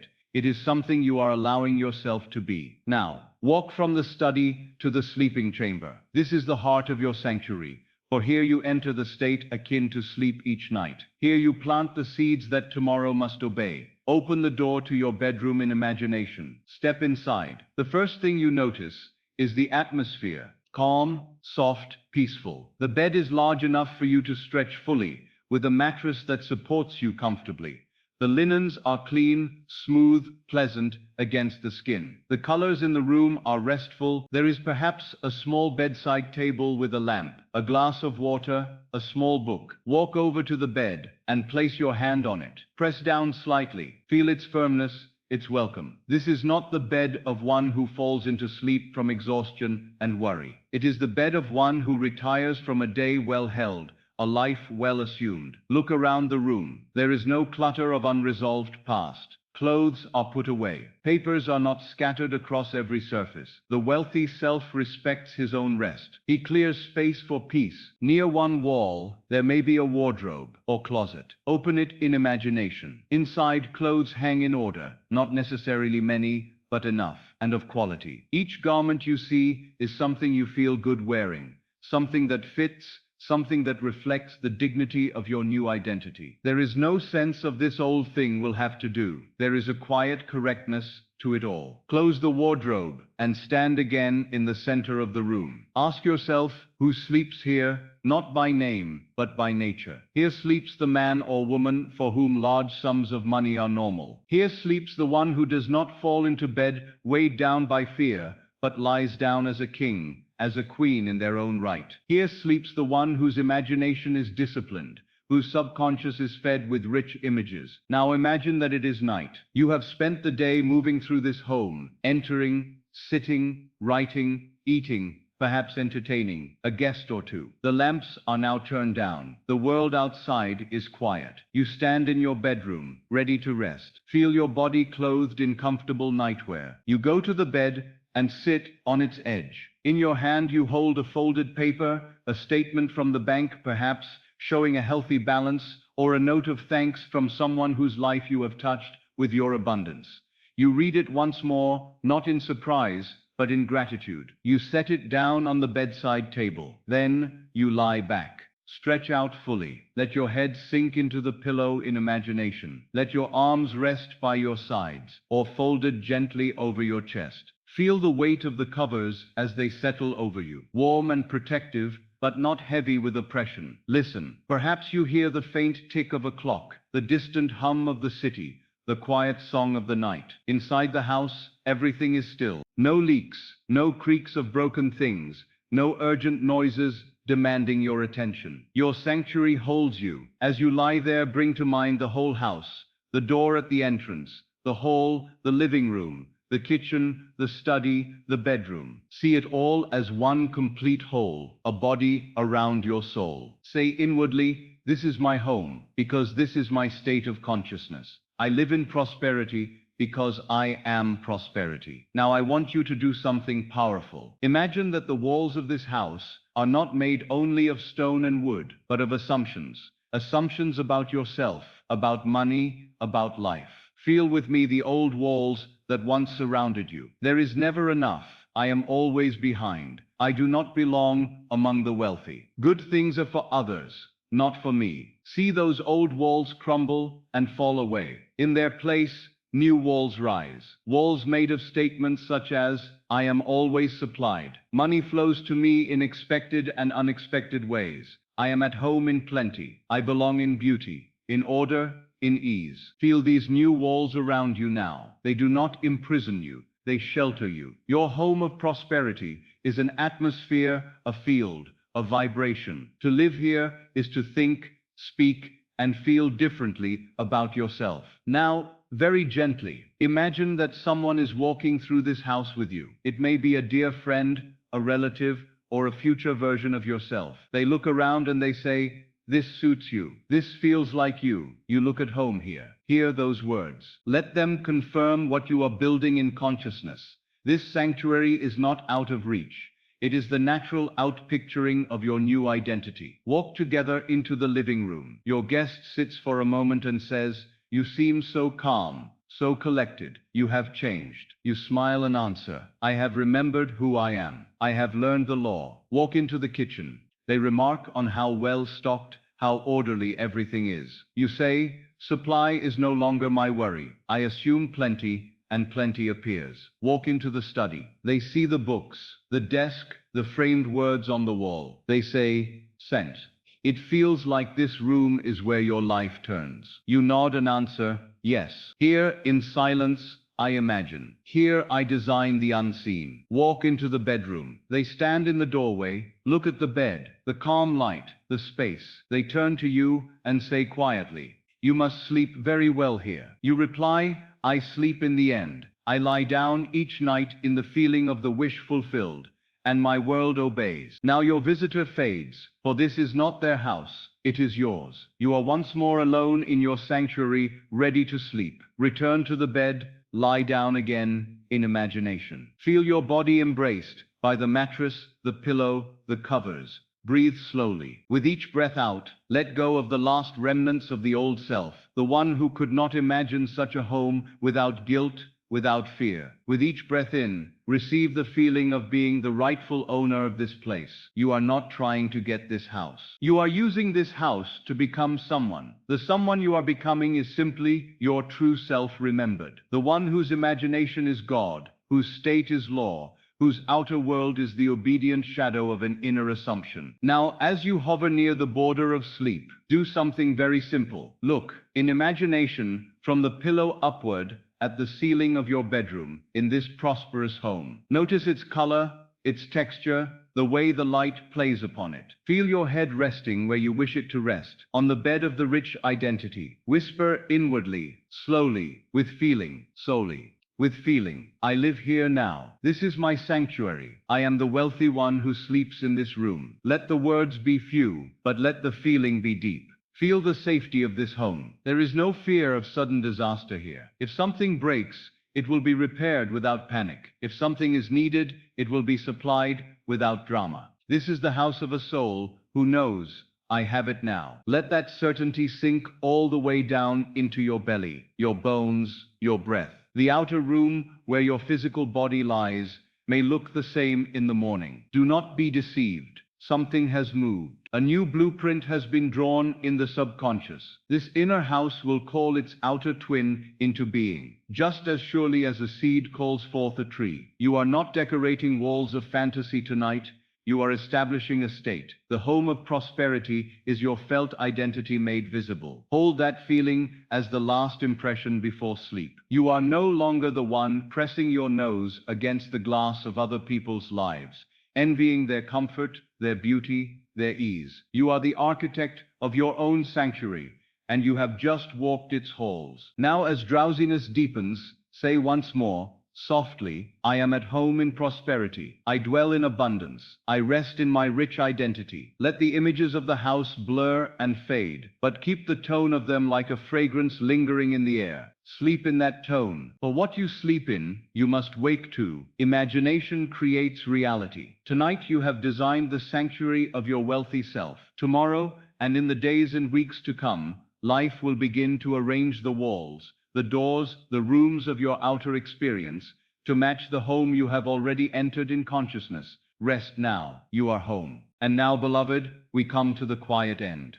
Your body is resting, your breath is slower, your mind has been bathed in scenes of wealth, ease, and freedom. You have walked through doors of gold, counted checks in your hand, watched your account overflow, traveled as your wealthy self, and lay down in the sanctuary of your prosperous home. You have not been playing with pretty pictures. You have been handling the only substance that ever shapes your world, your own wonderful human imagination. I want you, in this final stretch, before sleep takes you completely, to release every effort and keep only one thing, the feeling. Not the detail of the hotel, not the exact number on the check, not the color of the car, but the tone of being, the quiet certainty of one who already has, one who is already supplied, one for whom abundance is normal. You do not need to remember every scene. You do not need to repeat anything by force. All that is required now is that you allow the state to settle into you, like warm light. Let your shoulders become heavy. Let your hands rest without needing to move. Let your eyes sink even further into the softness behind the lids. You have heard me say again and again, feeling is the secret. Tonight, you have felt relief. You have felt joy. You have felt calm, power, generosity, freedom, and the deep safety of knowing I am provided for. Those feelings are seeds. You may say to me, but, Neville, when I wake tomorrow, what if nothing looks different? And I tell you, as I told my students many years ago, do not judge the harvest by the first light of morning. The seed does not sprout the moment it is placed in the soil. It begins its work in silence, in darkness, in secret. So it is with what you have impressed upon the subconscious tonight. From this moment on, life is under a new command, not the panicked commands of the old self. There is not enough, I must struggle, I must chase, but the silent decree of the wealthy identity. I have it now. I am always supplied. Money flows to me in ways I expect, and in ways I do not expect. I live in abundance. You do not need to remember the words tomorrow. You do not need to keep it up with strain. The subconscious remembers for you. It heard every scene you entered, every breath of gratitude you felt, every little smile that rose in you as you walked the halls of your inner wealth. It has recorded, not the sentences, but the state, and the state will call to itself its own. If doubt whispers, was this only imagination? Answer it gently. Yes, and imagination is the only reality. If fear says, what if nothing changes? Answer it with a smile. Something already has. I have changed. You may not yet see the outer bridge of incidents, but the bridge has already begun. A thought will arise here, an idea there, a meeting, a letter, a chance remark, a door you did not know was a door. Do not strain to recognize it. Simply walk as the one you have felt yourself to be tonight. You are no longer the poor one begging to be rescued. You are the rich one discovering the evidence of what is already true in imagination. Before you surrender completely to sleep, I want you to do one more simple thing. Without tightening the body, without effort, let a single sentence float across the screen of your mind, as though it were written in soft golden letters. I have it now. Do not shout it. Do not force yourself to feel anything. Just let the words rest there, as if they were already a fact printed in the book of your life. I have it now. Now let the images of the night, the hotel, the checks, the bank, the home, the journeys, gather around that one sentence as planets around a sun. They are all contained in it. You do not need to hold them. They are holding you. You are not waiting for money. From this night on, you are recognizing money as the natural shadow of your inner state. You are not waiting for some power outside you to decide whether you may prosper. You have discovered that the power you once called God is none other than your own wonderful human imagination, operating as law within you. And law does not ask, is he worthy? Is she deserving? It only asks, what does he assume? What does she feel real? Tonight you have assumed wealth. Tonight you have felt it real. That is enough. There is nothing more to do. When you wake in the morning, do not rush to test the seed by tearing open the soil. Rise quietly. Move through your day with just a little more dignity, a little more ease, a little more of that inner posture that says, something good is always on its way to me. I live in a friendly, abundant world. If a bill appears, see it as already paid. If a doubt arises, let it pass through like a cloud across the sky. Return, as often as feels natural, to a single inner reaction, a small inward, of course abundance finds me, of course I am taken care of. not effort, not struggle. A gentle loyalty to the state you have tasted tonight. There will come a day, and it may not be far, when you will look around at your world and realize it has changed. Perhaps dramatically, perhaps quietly, but unmistakably. The numbers will have altered. The opportunities will have multiplied. The pressure will have eased. And in that moment you will know, this is the harvest of nights like this one. This is the fruit of what I felt when no one could see but God within me. When that day comes, remember this hour. Remember that it was here, on the edge of sleep, that you chose to stop rehearsing lack and began to live from abundance. And when you tell your story, and you will not say, luck came to me, you will say, I discovered the law, I dared to assume, I dared to feel, I slept in my new identity, and the world could do nothing but follow. Now let my voice grow softer in your inner ear.